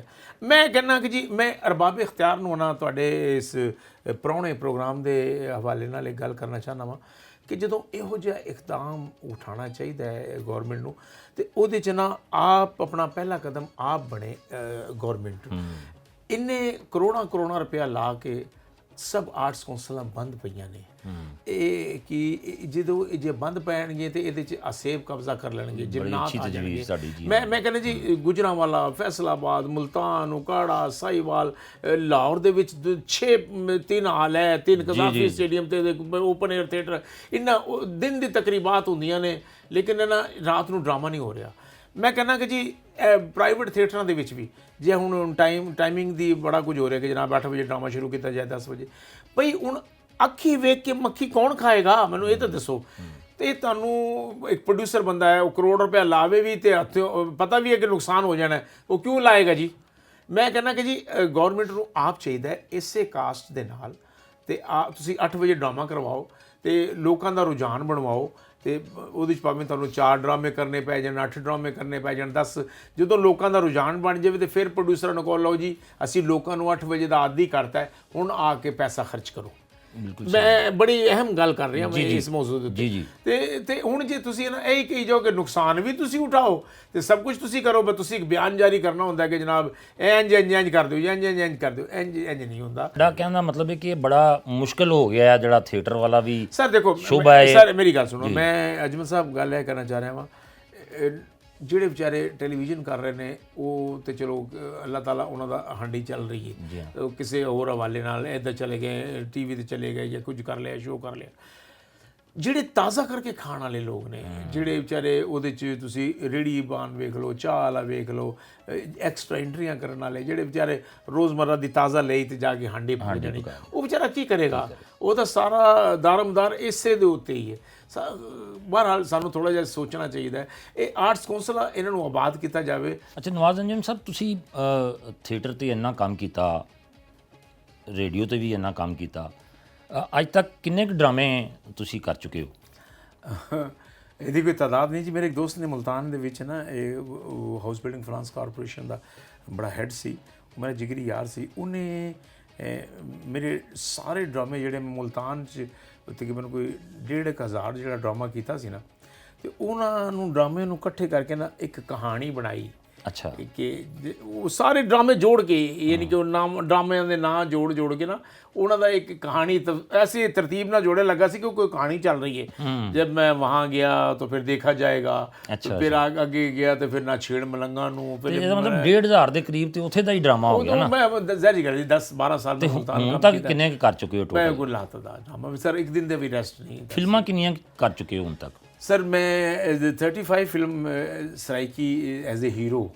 ਅੱਛਾ। ਇਹ ਵੀ ਖੁਆਇਸ਼ ਨਹੀਂ ਰਹੀ ਕਿ ਜਨਾਬ ਮੈਂ ਹੀਰੋ। ਤੇ ਬਾਕੀ ਨੂਰ ਸਾਹਿਬ ਦੀਆਂ ਮੈਂ ਕੋਈ 5 ਫਿਲਮਾਂ ਕੀਤੀਆਂ ਨੇ, ਸੰਗੀਤਾ ਆਪਾ ਦੀਆਂ 18, ਇਲਤਾਫ ਹੁਸੈਨ ਸਾਹਿਬ ਦੀਆਂ ਕੋਈ 5-6, ਮਸੂਦ ਬੱਟ ਸਾਹਿਬ ਦੇ ਨਾਲ ਵੀ ਬੜਾ ਕੰਮ ਕੀਤਾ, ਔਰ ਬੜੇ ਜਿੰਨੇ ਵੀ ਡਾਇਰੈਕਟਰ ਨੇ ਸਭ ਦੇ ਨਾਲ ਬੜਾ ਕੰਮ ਕੀਤਾ। ਤੇ ਨਵਾਜ਼ ਅੰਜਮ ਸਾਹਿਬ, ਤੁਸੀਂ ਬੇਸ਼ੁਮਾਰ ਕਰੈਕਟਰ ਕਰ ਚੁੱਕੇ ਹੋ, ਇਹਨਾਂ 'ਚੋਂ ਸਭ ਤੋਂ ਅੱਛਾ ਕਰੈਕਟਰ ਤੁਹਾਨੂੰ ਕਿਹੜਾ ਲੱਗਿਆ? ਨਹੀਂ ਸਰ ਦੇਖੋ, ਅੱਛਾ ਤੇ ਉਹੀ ਹੈ ਜੀ ਜਿਹੜਾ ਲੋਕ ਪਸੰਦ ਕਰ ਲੈਣ। ਤਸ਼ਨਗੀ ਰਹਿੰਦੀ ਹੈ ਕਿ ਹੁਣ ਇਸ ਤੋਂ ਬਿਹਤਰ ਕੀਤਾ ਜਾਵੇ। ਤੁਹਾਡਾ ਅਗਰ ਬਚਪਨ ਦੇਖਿਆ ਜਾਵੇ ਤੇ ਇੰਤਹਾਈ ਮਹਿਰੂਮੀਆਂ ਦੇ ਵਿੱਚ ਤੁਹਾਡਾ ਬਚਪਨ ਗੁਜ਼ਰਿਆ, ਤੇ ਵੱਡੇ ਹੋ ਕੇ ਫਿਰ ਤੁਸੀਂ ਇੱਕ ਬਹੁਤ ਮਾਰੂਫ ਕਾਮੇਡੀਅਨ ਬਣ ਗਏ, ਤੇ ਇਹ ਕਿਸ ਤਰ੍ਹਾਂ ਸਰ ਕਾਮੇਡੀ ਵੱਲ ਆਉਣਾ ਕਿਸ ਤਰ੍ਹਾਂ ਹੋ ਗਿਆ? ਅਸਲ 'ਚ ਅਜਮਲ ਸਾਹਿਬ ਗੱਲ ਹੈ ਵੀ ਕਿ ਚਾਰਲੀ ਸਾਹਿਬ ਦੀ ਮੈਂ ਗੱਲ ਸੁਣੀ ਸੀ, ਉਹ ਕਹਿੰਦਾ ਕਿ ਫਨਕਾਰ ਜਿਹੜਾ ਹਸਾਨ ਵਾਲਾ ਹੁੰਦਾ ਨਾ, ਉਹਨੂੰ ਕੋਈ ਅੰਦਰੋਂ ਕੁਰੇਦੇ ਤੇ ਸਹੀ, ਉਹਦੇ ਅੰਦਰ ਤੇ ਦੀਮਕ ਲੱਗੀ ਹੁੰਦੀ ਹੈ। ਅੱਛਾ। ਉਹ ਤੇ ਰੋਂਦਾ ਵੀ ਹੈ ਨਾ ਬਾਰਿਸ਼ ਦੇ ਵਿੱਚ ਕਿ ਮੇਰੇ ਕੋਈ ਅਥਰੂ ਨਾ ਵੇਖ ਲਵੇ। ਵਾਹ ਵਾਹ। ਕਿ ਉਹ ਸਰ ਉਹ ਸਿਰਫ ਆਪਣੇ ਗਮ ਲੁਕਾਉਣ ਵਾਸਤੇ ਨਾ, ਉਹ ਸ਼ਾਇਦ ਰੱਬ ਨੇ ਉਹਦੀ ਚੀਜ਼ ਨਹੀਂ ਤਾਕਤ ਦਿੱਤੀ, ਉਹ ਲੋਕਾਂ ਨੂੰ ਹਸਾ ਰਿਹਾ ਹੁੰਦਾ ਹੈ, ਮਿਟਾ ਉਹ ਆਪਣੇ ਗਮ ਰਿਹਾ ਹੁੰਦਾ ਹੈ। ਅੱਛਾ। ਉਹ ਬਸ ਫਿਰ ਅਸਲ 'ਚ ਸਾਡੇ ਪਾਕਿਸਤਾਨ ਦੇ ਵਿੱਚ ਡਿਪਰੈਸ਼ਨ ਦੇ ਵਿੱਚ ਹਰ ਬੰਦਾ ਹੀ ਹੈ ਸਰ। ਤੁਸੀਂ ਕਿਸੇ ਨੂੰ ਕਹਾਣੀ ਸੁਣਾਓ, ਤੁਹਾਨੂੰ ਆਪਣੀ ਕਹਾਣੀ ਐਸੀ ਸੁਣਾਏਗਾ, ਤੁਸੀਂ ਆਪਣੀ ਕਹਾਣੀ ਭੁੱਲ ਜਾਓਗੇ। ਤੇ ਇੱਥੇ ਕਾਮੇਡੀਅਨ ਆਦਮੀ ਨਾ ਜ਼ਰਾ ਛੇਤੀ ਨਜ਼ਰਾਂ ਦੇ ਵਿੱਚ ਆ ਜਾਂਦਾ ਹੈ, ਇਸ ਲਈ ਬਸ ਚੂਜ਼ ਇਹੀ ਕੀਤਾ ਕਿ ਮੈਨੂੰ ਕੰਮ ਇਹ ਜਿਹਾ ਕਰਨਾ ਚਾਹੀਦਾ। ਤੇ ਜੁਗਤ ਵੀ ਬੜਾ ਹੋਣੀ ਚਾਹੀਦੀ ਹੈ, ਲੇਕਿਨ ਨਾ ਕਿਰਦਾਰ ਦੇ ਵਿੱਚ ਰਹਿ ਕੇ ਜੋ ਜੁਗਤ ਕਰੋਗੇ ਨਾ, ਤੇ ਹਮੇਸ਼ਾ ਇੱਥੇ ਕਿਰਦਾਰ ਕਰਨ ਵਾਲੇ ਲੋਕ ਹਿੱਟ ਹੋਏ ਨੇ। ਖਾਲੀ ਇਹ ਨਹੀਂ ਕਿ ਯਾਰ ਸਿਰਫ ਜੁਗਤਾਂ ਹੀ ਕਰਦਾ। ਇਹੀ ਮੈਂ ਤੁਹਾਨੂੰ ਪੁੱਛਣ ਲੱਗਾ ਸਾਂ ਕਿ ਤੁਸੀਂ ਮਤਲਬ ਕਾਮੇਡੀ ਅੱਛੀ ਕਰ ਲੈਂਦੇ ਹੋ ਜਾਂ ਅਦਾਕਾਰੀ ਅੱਛੀ ਕਰ ਲੈਂਦੇ? ਸਰ ਅਦਾਕਾਰ ਬਣ ਕੇ ਨਾ, ਜੇ ਮੈਂ ਪਠਾਨ ਬਣਿਆ ਤਾਂ ਫਿਰ ਮੈਂ ਪਸ਼ਤੋ ਦੇ ਵਿੱਚ ਮੈਂ ਐਕਟਿੰਗ ਕਰਕੇ ਹਸਾਵਾਂਗਾ। ਜੇ ਮੈਂ ਸ਼ਾਇਰ ਬਣਿਆ ਤਾਂ ਮੈਂ ਫਿਰ ਇਹ ਸ਼ਾਇਰ ਬਣ ਕੇ ਹੀ ਹਸਾਵਾਂਗਾ। ਜੇ ਮੈਂ ਸਰਾਇਕੀ ਬਣਿਆ, ਫੋਕ ਫਨਕਾਰ ਬਣਿਆ, ਤੇ ਫਿਰ ਮੈਂ ਸਰਾਇਕੀ ਨੂੰ ਉਸ ਤਰ੍ਹਾਂ ਪ੍ਰੈਜ਼ੈਂਟ ਕਰਾਂਗਾ। ਜੇ ਮੈਂ ਰਾਜਸਥਾਨੀ ਬਣਿਆ ਤਾਂ ਮੈਂ ਉਹਨੂੰ ਉਸ ਤਰ੍ਹਾਂ, ਜੇ ਮੈਂ ਪਟਵਾਰੀ ਬਣਿਆ ਤਾਂ ਫਿਰ ਮੈਂ ਉਹਨੂੰ ਉਸੇ ਤਰ੍ਹਾਂ ਪ੍ਰੈਜ਼ੈਂਟ ਕਰਾਂਗਾ। ਉਹਦੇ ਵਿੱਚ ਆਸਾਨੀ ਤੁਹਾਨੂੰ ਹੋ ਜਾਂਦੀ ਹੈ ਹਸਾਉਣ ਦੇ ਵਿੱਚ, ਕਿਉਂਕਿ ਤੁਸੀਂ ਐਕਟ ਕਰ ਰਹੇ ਹੁੰਦੇ ਹੋ ਅਤੇ ਉਹਦੇ ਵਿੱਚ ਲਾਫਟਰ ਕੁਦਰਤੀ ਨਿਕਲ ਰਿਹਾ ਹੁੰਦਾ। ਤੇ ਸਰ ਡਰਾਮੇ ਸਟੇਜ ਤੇ ਕਰ ਰਹੇ ਹੋ ਤੇ ਕੋਈ ਐਸਾ ਵਾਕਿਆ, ਅਨੋਖਾ ਵਾਕਿਆ ਕਿ ਕਿਸੇ ਫੈਨ ਵੱਲੋਂ ਅੱਗੋਂ ਕੋਈ ਰਿਸਪੌਂਸ ਆ ਗਿਆ ਹੋਵੇ ਇਸ ਤਰ੍ਹਾਂ ਦਾ? ਸਟੇਜ ਦੇ ਉੱਤੇ ਉਹ ਤੇ ਬੜੀ ਗੱਲਾਂ ਹੁੰਦੀਆਂ, ਇਨਸਾਨ ਭੁੱਲ ਵੀ ਜਾਂਦਾ। ਉਹ ਜਿਵੇਂ ਇੱਕ ਵਾਰੀ ਥੀਏਟਰ ਦੇ ਉੱਤੇ ਨਾ ਮੈਂ ਓਲਡ ਰੋਲ ਕਰ ਰਿਹਾ ਸਾਂ ਤੇ ਦਾੜੀ ਛੜੀ ਇੰਨੀ ਲੱਗੀ ਹੋਈ ਤੇ ਮੈਂ ਕਹਿ ਰਿਹਾ ਸੀ, ਓਏ ਪੁੱਤਰ, ਮੈਂ ਖਿਆਮ ਸਰਦੀ ਸਾਹਿਬ ਤੇ ਮਨਵਰ ਸੀ ਸਾਹਿਬ ਮੇਰੇ ਪੁੱਤਰ ਬਣੇ ਸਨ। ਅੱਛਾ। ਤੇ ਸਬੀਆ ਭਾਬੀ ਜੀ ਨਾ ਉਹ ਮੇਰੇ ਬੇਗਮ ਬਣੇ ਸਨ। ਤੇ ਮੈਂ ਉਹ ਕਹਿੰਦਾ ਮੈਂ ਪੁੱਤਰ ਤੁਹਾਨੂੰ ਗੱਲ ਹੀ ਦੱਸਣ ਲੱਗਾ ਵਾਂ। ਡਰਾਮਾ ਬੋਲਦਾ ਨਾ ਮੈਂ ਦਰਵਾਜ਼ੇ ਦੇ ਕੋਲ ਗਿਆ ਵਾਂ ਤੇ ਉੱਥੋਂ ਮੈਂ ਟਰਨ ਕਰਕੇ ਨਾ ਉਹ 5 ਲਾਈਨ ਬੋਲਣੀ ਸੀ ਕਿ ਪੁੱਤਰੋ ਤੁਹਾਡੀ ਖਾਤਰ ਮੈਂ ਇੰਝ ਕੀਤਾ ਤੇ ਇੰਝ ਕੀਤਾ। ਤੇ ਉਹ ਮੇਰੀ ਦਾੜੀ ਹੈ ਨਾ ਉੱਥੇ ਕੋਈ ਕਿੱਲ ਲੱਗੀ ਸੀ, ਉਹਦੇ 'ਚ ਫਸ ਗਈ। ਤੇ ਉਹ ਫਸੀ, ਮੈਂ ਟਰਨ ਲਿਆ ਨਾ, ਮੈਨੂੰ ਹੋਸ਼ ਨਹੀਂ, ਮੈਂ ਇਨਵਾਲਵ ਇੰਨਾ ਸਾਂ, ਉਹ ਦਾੜੀ ਉੱਥੇ ਲਟਕ ਗਈ। ਤੇ ਨਾ ਮੈਂ ਟਰਨ ਲਈਏ ਤੇ ਹਾਲ 'ਚ ਕਲੈਪ ਸ਼ੁਰੂ ਹੋ ਗਈ। ਮੈਂ ਕਿਹਾ ਯਾਰ ਮੈਂ ਇਹ ਕੈਸਾ ਪਰਫਾਰਮ ਕਰ ਰਿਹਾ ਕਿ ਕਲੈਪ ਵੀ ਹੋ ਗਈ ਹਲੇ। ਤੇ ਮੈਂ ਤੁਹਾਨੂੰ ਪਤਾ ਨਹੀਂ ਲੱਗਾ? ਮਤਲਬ ਮੈਂ ਫੁੱਲ ਇਨਵਾਲਵ ਸਾਂ, ਕਿਉਂਕਿ ਪੱਗ ਸ਼ੱਗ ਪਾਈ ਸੀ ਤੇ ਉਹ ਪੂਰਾ ਕੰਮ ਛੱਪ ਰਿਹਾ ਦਾ ਬੰਦਾ। ਤੇ ਉਹ ਮੈਂ ਨਾ ਪਤਾ ਨਹੀਂ ਲੱਗਾ। ਤੇ ਮੈਂ ਕਿਹਾ ਹਲੇ ਤੇ ਮੈਂ ਪੰਚ ਵੀ ਬੋਲਣੀ ਤੇ ਕਲੈਪ ਕਿਉਂ ਸ਼ੁਰੂ ਹੋ ਗਈ? ਤੇ ਮੈਂ ਉਹਨਾਂ ਨੂੰ ਕਹਿ ਰਿਹਾ ਕਿ ਪੁੱਤਰ ਮੈਂ ਤੁਹਾਨੂੰ ਗੱਲ ਦੱਸਾਂ ਕਿ 5 ਪੁੱਤਰਾਂ ਨੂੰ ਪਾਲ ਪਾਲ ਕੇ ਬੁੱਢਾ ਗਿਆ ਜੋ, ਪੰਜੋ ਪੁੱਤਰ ਰਲ ਕੇ ਨਾ ਪਾਲ ਸਕੇ ਇੱਕ ਪਿਓ। ਤੇ ਮੈਂ ਜੇ ਕੀਤਾ ਤੇ ਦਾੜੀ नहीं है। तो मैं क्या तो उसने टंगी है। तो मैं कहा देखो मैं तुम्हारा दोस्त था और मैंने सिर्फ ओल्ड गेटअप करके सिर्फ तुम्हें समझाने के लिए ये रूप धारा। अच्छा। और की करता मैं वो गल नूं ना और समेटन वास्ते कि यार कि ना किसी ਨੂੰ ਨਾ ਇਹ ਫੀਲ ਨਾ ਹੋਵੇ ਕਿ ਯਾਰ ਇਹਦੇ ਕੋਲ ਗਲਤੀ ਹੋ ਗਈ ਹੈ ਕਿ ਕੁਝ ਹੋ ਗਿਆ। ਤੇ ਤੁਸੀਂ ਇਹ ਜਿਹੜੀ ਜੁਗਤਬਾਜ਼ੀ ਹੁੰਦੀ ਹੈ, ਤੁਸੀਂ ਇਹ ਫਿਲਮ ਦੀ ਜੁਗਤਬਾਜ਼ੀ ਦੇ ਵਿੱਚ ਤੁਹਾਡਾ ਬੜਾ ਇੱਕ ਮਤਲਬ ਆਪਣਾ ਕ੍ਰੈਡਿਟ ਹੈ। ਉਹ ਅਸਲ 'ਚ ਮੁਰਸ਼ਦ ਉਹ ਸਿਚੁਏਸ਼ਨ ਬਸ ਬਣੀ ਹੁੰਦੀ। ਉਸ 'ਚ ਦੇਖੋ ਨਾ ਉਦੋਂ ਨਾ ਤੁਸੀਂ ਨਾ ਇੱਕ ਰੋਲ ਕਰ ਰਹੇ ਹੁੰਦੇ, ਉਹਦੇ ਸ਼ਰਫੂ ਦਾ ਰੋਲ ਹੈ ਜਾਂ ਕੋਈ ਮਾਮੇ ਦਾ ਰੋਲ ਹੈ ਜਾਂ ਚਾਚੇ ਦਾ ਰੋਲ ਹੈ, ਉਹਦੇ 'ਚ ਤੁਸੀਂ ਕਿਰਦਾਰ ਦੇ ਵਿੱਚ ਇਨ ਹੁੰਦੇ ਨਾ ਤਾਂ ਕੁਦਰਤੀ ਫਿਰ ਨਾ ਉਹ ਆਮਦ ਸਿਲਸਿਲਾ ਸ਼ੁਰੂ ਹੋ ਜਾਂਦਾ ਹੈ। ਉਹ ਫਿਰ ਉਹਦੇ ਨਾਲ ਹੀ ਅੱਗੋਂ ਫਿਰ ਜਿਹੋ ਜਿਹੇ ਚਿਹਰੇ ਆਉਂਦੇ ਰਹਿੰਦੇ ਨੇ ਫਿਰ ਬੰਦਾ ਕਰਦਾ ਰਹਿੰਦਾ, ਗੱਲ ਕਰਦਾ। ਸਰ ਇੰਨੇ ਆਰਟਿਸਟਾਂ ਦੇ ਨਾਲ ਤੁਸੀਂ ਕੰਮ ਕੀਤਾ ਤੇ ਇਹਦੇ 'ਚੋਂ ਕਿਹੜਾ ਕੋਈ ਐਸਾ ਆਰਟਿਸਟ ਹੈ ਜਿਹਦੇ ਨਾਲ ਕੰਮ ਕਰਨ ਦਾ ਬਹੁਤ ਜ਼ਿਆਦਾ ਤੁਹਾਨੂੰ ਮਜ਼ਾ ਆਇਆ? ਸਰ ਗੱਲ ਵੀ ਕਿ ਇਹ ਸਾਰੇ ਹਰ ਫੁੱਲ ਦੀ ਆਪਣੀ ਖੁਸ਼ਬੂ ਹੈ, ਇਹ ਗੁਲਦਸਤਾ ਹੈ ਸਰ ਸਾਰਾ। ਮੈਂ ਲਹਿਰੀ ਸਾਹਿਬ ਨਾਲ ਕੀਤਾ ਕੰਮ ਤੇ ਲਹਿਰੀ ਸਾਹਿਬ ਦਾ ਇੱਕ ਅਲੱਗ ਅੰਦਾਜ਼ ਸੀ, ਮੋਇਨ ਅਖਤਰ ਸਾਹਿਬ ਦਾ ਅਲੱਗ ਅੰਦਾਜ਼ ਸੀ, ਉਮਰ ਸਾਹਿਬ ਦਾ ਅਲੱਗ ਅੰਦਾਜ਼ ਸੀ, ਅਮਾਨੁੱਲਾ ਸਾਹਿਬ ਦਾ ਅਲੱਗ ਅੰਦਾਜ਼ ਸੀ, ਬੱਬੂ ਬਰਾੜ ਸਾਹਿਬ ਦਾ ਬਿਲਕੁਲ ਡਿਫਰੈਂਟ ਅੰਦਾਜ਼, ਮਸਤਾਨਾ ਸਾਹਿਬ ਦਾ ਉਸ ਤੋਂ ਡਿਫਰੈਂਟ ਅੰਦਾਜ਼, ਸੁਹੇਲ ਅਹਿਮਦ ਸਾਹਿਬ ਦਾ ਬਿਲਕੁਲ ਡਿਫਰੈਂਟ ਅੰਦਾਜ਼, ਨਸੀਮ ਵਿੱਕੀ ਦਾ ਇੱਕ ਅਲੱਗ ਅੰਦਾਜ਼, ਨਾਸਰ ਚਨਿਊਟੀ ਦਾ ਅਲੱਗ ਅੰਦਾਜ਼, ਠਾਕਰ ਦਾ ਬਿਲਕੁਲ। ਹਰ ਬੰਦੇ ਦਾ ਇੱਕ ਆਪਣਾ ਆਪਣਾ ਅੰਦਾਜ਼ ਹੈ, ਹਰ ਬੰਦਾ ਆਪਣੇ ਅੰਦਾਜ਼ ਨਾਲ ਉਹਦੀ ਸ਼ਨਾਖਤ ਹੁੰਦੀ ਹੈ। ਹਰ ਬੰਦੇ ਦਾ ਉਹਦੇ ਕੰਮ ਨਾਲ ਨਾ ਸ਼ਨਾਖਤ ਹੁੰਦੀ ਕਿ ਹਰ ਬੰਦੇ ਨੇ ਇਹ ਬਣਾ ਲਿਆ ਕਿ ਯਾਰ ਉਹ ਮੈਨੂੰ ਲੋਕ ਨਾ ਸਪੀਡੀ ਫਨਕਾਰ ਕਹਿੰਦੇ ਨੇ, ਯਾਰ ਇਹ ਬੜਾ ਤੇਜ਼ ਹੈ ਨਾ, ਸਟੇਜ 'ਤੇ ਆ ਕੇ ਮਸ਼ੀਨ ਹੀ ਬਣ ਜਾਂਦਾ। ਮੈਂ ਕਹਿੰਦਾ ਕਿ ਨਾ ਬੰਦੇ ਨੂੰ ਟੇਕ ਨਹੀਂ ਲਗਾਉਣੀ ਚਾਹੀਦੀ, ਉਹ ਇੰਝ ਵੇਖੇ ਉਹ ਕਿ ਉਹ ਯਾਰ ਉਹਨੂੰ ਰੁਕਣਾ ਚਾਹੀਦਾ, ਕਿਉਂ ਚਲਾ ਗਿਆ, ਤਸ਼ਨਗੀ ਰਹਿਣੀ ਚਾਹੀਦੀ, ਕੰਮ ਨਹੀਂ ਕਰੋ ਤੇ ਕਰਕੇ ਨਿਕਲ ਜਾਵੇ ਬੰਦਾ। ਨਾਜ਼ਰੀਨ, ਨਵਾਜ਼ ਅੰਜਮ ਸਾਹਿਬ ਦੇ ਨਾਲ ਦਿਲਚਸਪ ਗੱਲਾਂ ਤੁਸੀਂ ਸੁਣ ਰਹੇ ਹੋ ਤੇ ਇੱਥੇ ਵੇਲਾ ਹੋਇਆ ਇੱਕ ਮੁਕਤਸਰ ਦੇ ਵਕਫੇ ਦਾ। ਵਕਫੇ ਤੋਂ ਬਾਅਦ ਦੁਬਾਰਾ ਹਾਜ਼ਰ ਹੋਣੇ ਆ।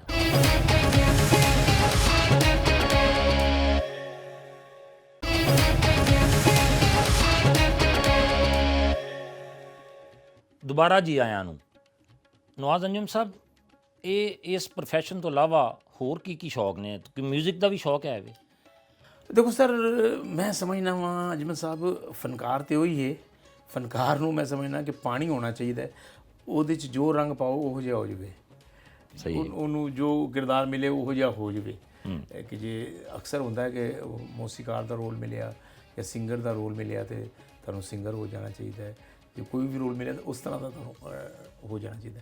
ਲੇਕਿਨ ਮੇਰੇ ਬਾਰੇ 'ਚ ਮੇਰਾ ਮਸ਼ਹੂਰ ਕਹਿ ਰਹੇ ਇਹਨੂੰ 5 ਪੱਟੀਆ ਫਨਕਾਰ। ਸਾਡੀ ਨਾ ਇਸ ਫੀਲਡ ਦੇ ਵਿੱਚ ਨਾ 5 ਪੱਟੀਆ ਫਨਕਾਰ ਉਹਨੂੰ ਕਹਿੰਦੇ ਨੇ ਜਿਹੜਾ ਸਭ ਕੁਝ ਜਾਣਦਾ ਹੈ, ਕਿ ਯਾਰ ਡਾਂਸ ਵੀ ਜਾਣਦਾ ਹੈ, ਗਾਇਕੀ ਵੀ ਜਾਣਦਾ ਹੈ, ਹਰਫਨ ਮੌਲਾ ਜਿਹਨੂੰ ਉਹਨੂੰ 5 ਪੱਟੀਆ ਫਨਕਾਰ ਕਹਿੰਦੇ ਨੇ। ਅੱਛਾ, ਹਾਂਜੀ। ਤੇ ਉਹ ਫਿਰ ਇਹ ਸਰ ਥਾਪੜਾ ਮਾਸ਼ਾਅੱਲਾ ਸਾਡੇ ਵਾਲਿਦ ਸਾਹਿਬ ਖਾਲਿਦ ਅਬਾਸ ਜਾਰ ਸਾਹਿਬ, ਅੱਲਾ ਉਹਨਾਂ ਨੂੰ ਜ਼ਿੰਦਗੀ ਦੇ ਵਿੱਚ ਹਮੇਸ਼ਾ ਉਹਨਾਂ ਨੇ ਥਾਪੜਾ ਦਿੱਤਾ ਤੇ ਹਮੇਸ਼ਾ ਸ਼ਫਕਤ ਹੋਣਾ। ਤੇ ਜਿਹਨਾਂ ਨੂੰ ਵੱਡੇ ਥਾਪੜਾ ਦੇ ਦੇਣ ਤਾਂ ਸਰ ਉਹ ਤਾਂ ਫਿਰ ਹਰ ਬੜੇ ਮਤਾਂ ਨੂੰ ਬਰਕਤ ਹੁੰਦੀ ਹੈ ਉਹਨਾਂ ਦੀ। ਤੇ ਡਾਕਟਰ ਸਾਹਿਬ ਦੇ ਨਾਲ ਤੁਸੀਂ ਇੱਕ ਪ੍ਰੋਗਰਾਮ ਵੀ ਬੜਾ ਤੁਹਾਡਾ ਹਿੱਟ ਹੋਇਆ, ਡਾਰਲਿੰਗ ਸਰ, ਮੈਂ ਉਹਨਾਂ ਦਾ ਡਿਪਟੀ ਡਾਰਲਿੰਗ ਸਾਂ ਤੇ ਮਾਸ਼ਾਅੱਲਾ ਡਾਕਟਰ ਸਾਹਿਬ ਦੇ ਸੁਰ ਨਾਲ ਸੁਰ ਮਿਲਾਣਾ ਕੋਈ ਆਮ ਬੰਦੇ ਦਾ ਕੰਮ ਨਹੀਂ ਹੈ, ਕਿਉਂਕਿ ਉਹਨਾਂ ਦਾ ਕੁਦਰਤੀ ਖੁਦਾ ਦੀ ਕਸਮ ਉਹਨਾਂ ਦੇ ਗਲੇ 'ਚ ਰੱਬ ਨੇ ਕੋਈ ਖਾਸ ਹੀ ਕੋਈ ਫਿੱਟ ਕੀਤੀ ਕੋਈ ਚੀਜ਼ ਐਸੀ ਕਿ ਆਮ ਬੰਦਾ ਨਹੀਂ ਫੜ ਸਕਦਾ ਉਹਨਾਂ ਨੂੰ, ਆਮ ਬੰਦੇ ਦੀ ਪਹੁੰਚ ਹੀ ਨਹੀਂ ਉੱਥੇ ਤੱਕ। ਜੇ ਉਹਨਾਂ ਨੇ ਤਫੈਲ ਨਿਆਜ਼ੀ ਨੂੰ ਗਾਣਾ ਤੇ ਤਫੈਲ ਨਿਆਜ਼ੀ ਨੂੰ ਆਮ ਬੰਦਾ ਹੱਥ ਪਾ ਹੀ ਨਹੀਂ ਸਕਦਾ। ਜੇ ਤਫੈਲ ਨਿਆਜ਼ੀ ਜੋ ਡਾਕਟਰ ਸਾਹਿਬ ਇੰਝ ਆਮ ਜੀ ਬੈਠੇ ਬੈਠੇ ਵੀ ਨਾ ਉਹਨਾਂ ਨੇ ਇੰਝ ਵੀ ਅਸੀਂ ਤਾਂ ਫਿਰ ਵੀ ਨਾ ਇੰਝ ਕਰਾਂਗੇ ਤਾਂ ਡਾਕਟਰ ਸਾਹਿਬ ਨੂੰ ਤੁਸੀਂ ਕਿਹਾ ਕਿ ਉਹਨੂੰ ਫੌਰਨ ਸ਼ੁਰੂ ਹੋ ਜਾਣਾ, ਸਾਡਾ ਚਿੜੀਆਂ ਦਾ ਚੰਬਾ ਵੇ ਬਾਬਲਾ ਵੇ, ਸਾਡਾ ਚਿੜੀਆਂ ਦਾ ਚੰਬਾ ਵੇ ਬਾਬਲਾ, ਅਸਾਂ ਉੱਡ ਜਾਣਾ, ਅਸਾਂ ਉੱਡ ਜਾਣਾ ਵੇ, ਸਾਡਾ ਚਿੜੀਆਂ ਦਾ ਚੰਬਾ। ਇਹ ਡਾਕਟਰ ਸਾਹਿਬ ਨੇ ਇੱਕ ਉਹ ਜੀ ਉਹਨਾਂ ਦਾ ਰੱਬ ਨੇ ਫਿਨਿਸ਼ਿੰਗ ਆਵਾਜ਼ ਚੇਂਜ ਰਵਾਨੀ ਕਿ ਅੱਲਾਹ ਅਕਬਰ। ਤੇ ਡਾਰਲਿੰਗ 'ਚ ਕੰਮ ਕਰਨ ਦਾ ਤਜਰਬਾ ਕਿਹਦਾ ਰਿਹਾ? ਸਰ ਤਜਰਬਾ ਮੈਂ ਕਹਿੰਦਾ ਸਾਡੇ ਲਈ ਇਹੀ ਬੜਾ ਇਜ਼ਾਜ਼ ਹੈ, ਉਹਨਾਂ ਦੇ ਨਾਲ ਖਲੋ ਜਾਣਾ। ਪਹਿਲੇ 2-3 ਦਿਨ ਤੇ ਮੇਰੀਆਂ ਲੱਤਾਂ ਕੰਬਦੀ ਰਹੀਆਂ, ਫਿਰ ਉਹਨਾਂ ਨੇ ਲਾਡ ਪਿਆਰ ਇਹੋ ਜਿਹਾ ਕੀਤਾ, ਉਹਨਾਂ ਨੂੰ ਗਰਾਟੋ ਜਲੇਬੀ ਬੜੀ ਪਸੰਦ ਹੈ, ਫਿਰ ਉਹਨਾਂ ਨੇ ਫਿਰ ਉਹ ਵੀ ਖਵਾਉਣੀਆਂ ਕੀਤੀਆਂ ਤੇ ਬੜੇ ਮਿੱਠੇ ਹੋ ਗਏ ਫਿਰ ਨਾ। ਸਰ ਕੋਈ ਇੰਨੇ ਵੱਡੇ ਭਾਈ ਦੇ ਨਾਲ ਨਾ ਸਰ, ਕਿਉਂਕਿ ਆਮ ਬੰਦਾ ਫਜ਼ੂਲ ਜੀ ਗੱਲ ਕਰ ਨਹੀਂ ਸਕਦਾ, ਕੋਈ ਭੈੜੀ ਗੱਲ ਵੀ ਮੂੰਹ ਨਹੀਂ ਕੱਢ ਸਕਦਾ।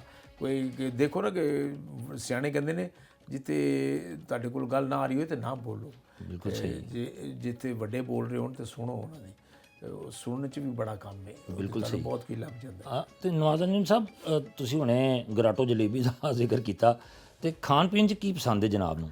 ਸਰ ਮੈਂ ਕਦੇ ਵੀ ਨਾ ਇਹ ਨਹੀਂ ਕਿਹਾ ਕਿ ਜਨਾਬ ਘਰ ਦੇ ਵਿੱਚ ਕਿ ਜੋ ਵੀ ਪੱਕਾ ਨਾ ਉਹ ਰੱਬ ਦਾ ਸ਼ੁਕਰ ਅਦਾ ਕੀਤਾ ਹੈ ਕਿ ਮਾਲਿਕ ਤੇਰਾ ਸ਼ੁਕਰ ਹੈ ਕਿ ਤੂੰ ਇਹ ਅਤਾ ਕਰ ਦਿੱਤਾ ਹੈ। ਵਰਨਾ ਸਰ ਉਹ ਵੀ ਲੋਕ ਨੇ ਜੋ ਚੀਜ਼ ਚਾਹੁੰਦੇ ਨੇ ਤੇ ਅੱਲਾ ਨੇ ਸਭ ਕੁਝ ਅਤਾ ਕਰ ਦਿੱਤਾ, ਲੇਕਿਨ ਡਾਕਟਰ ਮਨਾ ਕਰ ਦਿੰਦਾ ਤੂੰ ਕੁਝ ਨਹੀਂ ਖਾ ਸਕਦਾ, ਨਹੀਂ ਖਾਣਾ, ਤੇ 2 ਚਮਚੇ ਪਾਣੀ ਦੇ ਪੀਣੇ ਨੇ।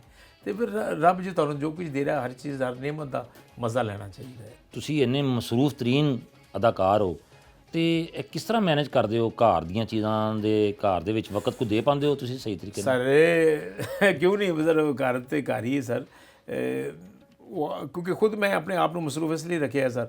ਜੇ ਘਰ ਜ਼ਿਆਦਾ ਰਵਾਂਗਾ ਤੇ ਸੋਚਾਂ ਕਿ ਯਾਰ 2016 'ਚ ਭਰਾ ਫੌਤ ਹੋ ਗਿਆ, ਅੰਮੀ ਅੱਬੂ ਤੇ ਇੰਜ ਮੇਰੇ 6 ਬੱਚੇ ਵੀ ਫੌਤ ਹੋਏ, ਅਹਿਮਦ ਤੋਂ 2 ਵੱਡੇ ਸਨ, ਅਹਿਮਦ ਤੋਂ ਬਾਅਦ 2, ਫਿਰ ਉਮਰ ਤੋਂ ਛੋਟੇ 2, 6 ਬੱਚੇ ਵੀ ਫੌਤ। ਤੇ ਮੈਂ ਨਾ ਇਹ ਚੀਜ਼ਾਂ ਸੋਚ ਕੇ ਬੰਦਾ ਨਾ ਡਿਪਰੈਸ਼ਨ ਦੇ ਵਿੱਚ ਚਲਾ ਜਾਂਦਾ ਹੈ।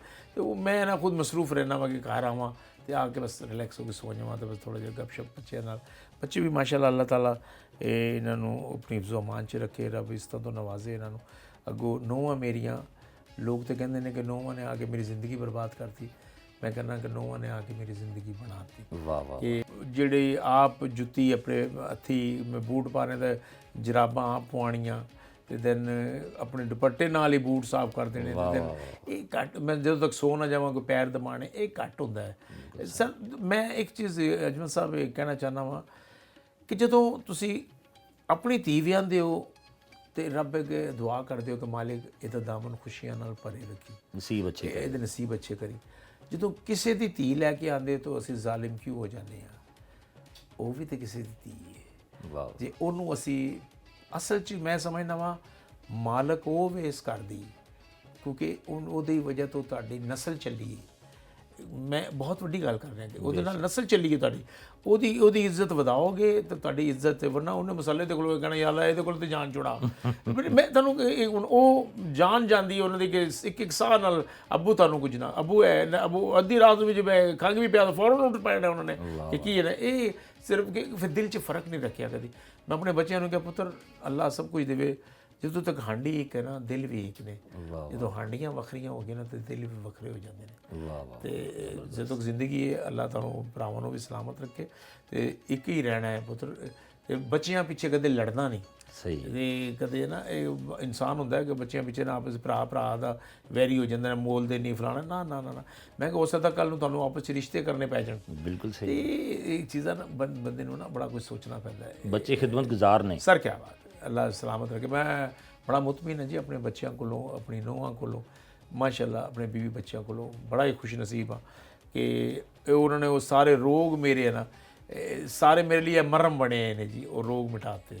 ਨਵਾਜ਼ ਅਜ਼ਮ ਸਾਹਿਬ, ਤੁਸੀਂ ਮਿਊਜ਼ਿਕ ਦਾ ਵੀ ਜ਼ਿਕਰ ਕੀਤਾ ਤੇ ਮਿਊਜ਼ਿਕ ਦੀ ਕੋਈ ਬਕਾਇਦਾ ਤਰਬੀਅਤ ਸ਼ਰਬੀਅਤ ਵੀ ਲਈ? ਮੁਰਸ਼ਿਦ ਮੌਸੀਕੀ ਜਿਹੜੀ ਹੈ ਇੱਕ ਵੱਖਰੀ ਚੀਜ਼ ਹੈ। ਇਹਦੇ ਵਾਸਤੇ ਤੁਹਾਨੂੰ ਫਿਰ ਸਮੁੰਦਰ 'ਚ ਗੋਤਾ ਲਾਉਣਾ ਪਏਗਾ, ਇਹਦੇ ਵਾਸਤੇ ਤੁਹਾਨੂੰ ਸਾਰਾ ਕੁਝ ਛੱਡਣਾ ਪੈਂਦਾ ਹੈ। ਇਹ ਤੇ ਇੱਕ ਵੱਖਰੀ ਦੁਨੀਆ ਹੈ। ਤੇ ਜਦੋਂ ਇੱਕ ਅੱਲਾ ਨੇ ਇਸ ਕੰਮ 'ਚ ਮੈਨੂੰ ਇੱਜ਼ਤ ਦਿੱਤੀ, ਫਿਰ ਮੈਂ 0 ਮੀਟਰ ਸਟਰਗਲ ਸ਼ੁਰੂ ਕਰ ਦਿਆ ਮੌਸੀਕੀ।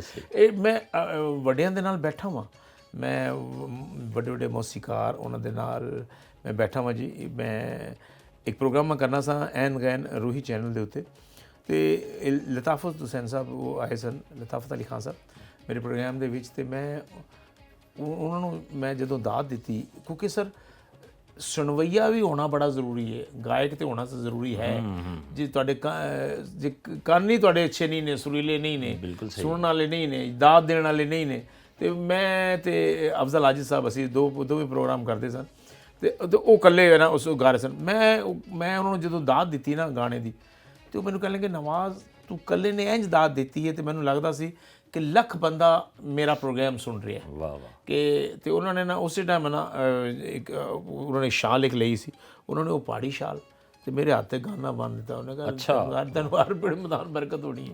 ਇਹ ਜਾ ਸੱਤੇ ਖਾਰਾ ਨੇ ਇਹ ਵੱਡਿਆਂ ਦੇ ਸਰ ਟੋਟ ਕੇ ਇਹਨਾਂ ਨੇ ਦੁਆਵਾਂ ਦੇਤੀਆਂ, ਹੀ ਬੜੀ ਗੱਲ ਹੈ। ਮਿਊਜ਼ਿਕ ਦੇ ਨਾਲ ਜਨਾਬ ਨੂੰ ਇੰਨਾ ਸ਼ੁਗਫ ਵੀ ਹੈ ਤੇ ਸਾਡੇ ਵੇਖਣ ਵਾਲਿਆਂ ਵਾਸਤੇ ਥੋੜਾ ਜਿਹਾ ਗੁੰਗਣਾ ਵੀ ਦਿਓ। ਗੁਲਾਮ ਅਲੀ ਸਾਹਿਬ ਦਾ ਨਾ ਮੈਂ ਤੁਹਾਨੂੰ ਇੱਕ ਗਾਣਾ ਮੈਨੂੰ ਬੜਾ ਪਸੰਦ ਹੈ। ਅੱਛਾ ਜ਼ਰੂਰ ਜੀ।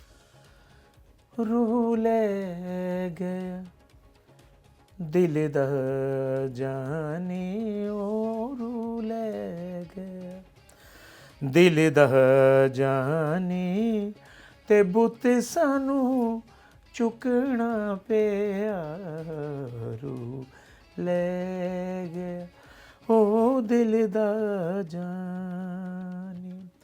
एवें बैठी नू ख्याल तेरा आया हो, एवें बैठी नू ख्याल तेरा आया, एवें बैठी नू ख्याल तेरा आया, मैं हस दिया रोने लग पई, रूह ले गया ओ दिल दा जानी, रूह ले। ਵਾਹ ਵਾਹ ਵਾਹ ਵਾਹ ਵਾਹ, ਜ਼ਬਰਦਸਤ ਜ਼ਬਰਦਸਤ। ਤੇ ਨਵਾਜ਼ ਸਾਹਿਬ, ਤੁਸੀਂ ਚੂੰਕਿ ਤੁਹਾਡੀ ਜਿਹੜੀ ਅਸਲ ਜ਼ੁਬਾਨ ਹੈ ਉਹ ਰਾਜਸਥਾਨੀ, ਤੇ ਅਸੀਂ ਸਾਡੇ ਕੋਲ ਵੇਖਣ ਵਾਲੇ ਕਿਉਂਕਿ ਤੁਹਾਡੀ ਜਿਹੜੀ ਤੁਸੀਂ ਡਰਾਮਿਆਂ 'ਚ ਅਸੀਂ ਤੁਹਾਡੀ ਸੁਣੀ ਹੈ ਨਾ ਰਾਜਸਥਾਨੀ ਜ਼ੁਬਾਨ, ਉਹ ਬੜੀ ਤੁਸੀਂ ਜ਼ਬਰਦਸਤ ਤਰੀਕੇ ਨਾਲ ਅਸਲ 'ਚ ਮਹਿੰਦੀ ਹਸਨ ਸਾਹਿਬ ਨੂੰ ਮੈਂ ਆਪਣੇ ਘਰ ਵੇਖਿਆ ਹੈ। ਮੈਂ ਬਚਪਨ ਛੋਟਾ ਹੋਇਆ ਕੋਈ ਇਹ ਵੀ ਰਾਜਸਥਾਨ ਦੇ ਸਨ, ਬਾਗੜੀ ਬੋਲੀ ਸਾਡੀ ਸਰ ਜਿਹੜੀ। ਅੱਛਾ, ਤੇ ਮਹਿੰਦੀ ਹਸਨ ਸਾਹਿਬ ਨਾਲ ਤਾਲੁਕ ਸੀ ਫੈਮਿਲੀ ਦਾ? ਜੀ ਸਰ, ਉਹ ਰਾਜਸਥਾਨ ਤੋਂ ਉਸ ਜਿੱਥੇ ਅਸੀਂ ਨਾ ਸਰਸਾ ਗਾਂ ਇੱਕ ਪਿੰਡ ਸੀ ਉੱਥੇ ਦੇ ਸਨ। ਅੱਛਾ ਜੀ, ਉੱਥੇ ਹਰਿਆਣਾ ਦੇ। ਤੇ ਸਰ ਬੜਾ ਨਾ ਕਿਉਂਕਿ ਉਹਨਾਂ ਨੇ ਜਿਹੜੇ ਵੀ ਗਾਣੇ ਗਾਏ ਨੇ ਉਹਨਾਂ ਵੀ ਸੁਪਰ ਰਾਜਸਥਾਨੀ ਬੋਲੀ ਉਹਨਾਂ ਨੇ ਗਾਈ।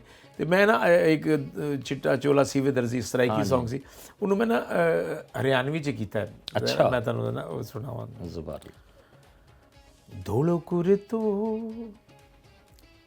ਸੀਮੇ ਸੇ ਦਰਜੀ, ਰਕੋਨੀ ਬੋਲੇ ਰੇ पिया की मर्जी, धोलो कुर्तो सिम से दर्जी, रकोनी बोले रे पिया की मर्जी, धोलो कुर्तो ले गया इबारत है, धोलो कुर्तो ले गया इबारत है, रोती आई मैं पिया के सरत है, धोलो कुर्तो सीमे से दर्जी, रकोनी बोले रे पिया की मर्जी। वाह वाह वाह वाह वाह, ਜ਼ਬਰਦਸਤ ਜ਼ਬਰਦਸਤ ਜੀ। ਤੇ ਸਰਾਇਕੀ ਦੇ ਵੀ ਦੋ ਬੋਲ ਸੁਣਾ ਦਿਓ ਸਾਨੂੰ।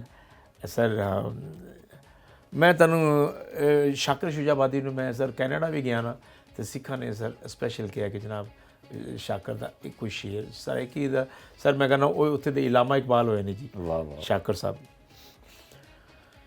ਜਿਵੇਂ ਮੈਂ ਕੁਆਣ ਰਵਾਇਆ ਹੈ ਉਂਝ ਮੈਂ ਵਾਂਗੂ ਪਲ ਪਲ ਰੋਸੇ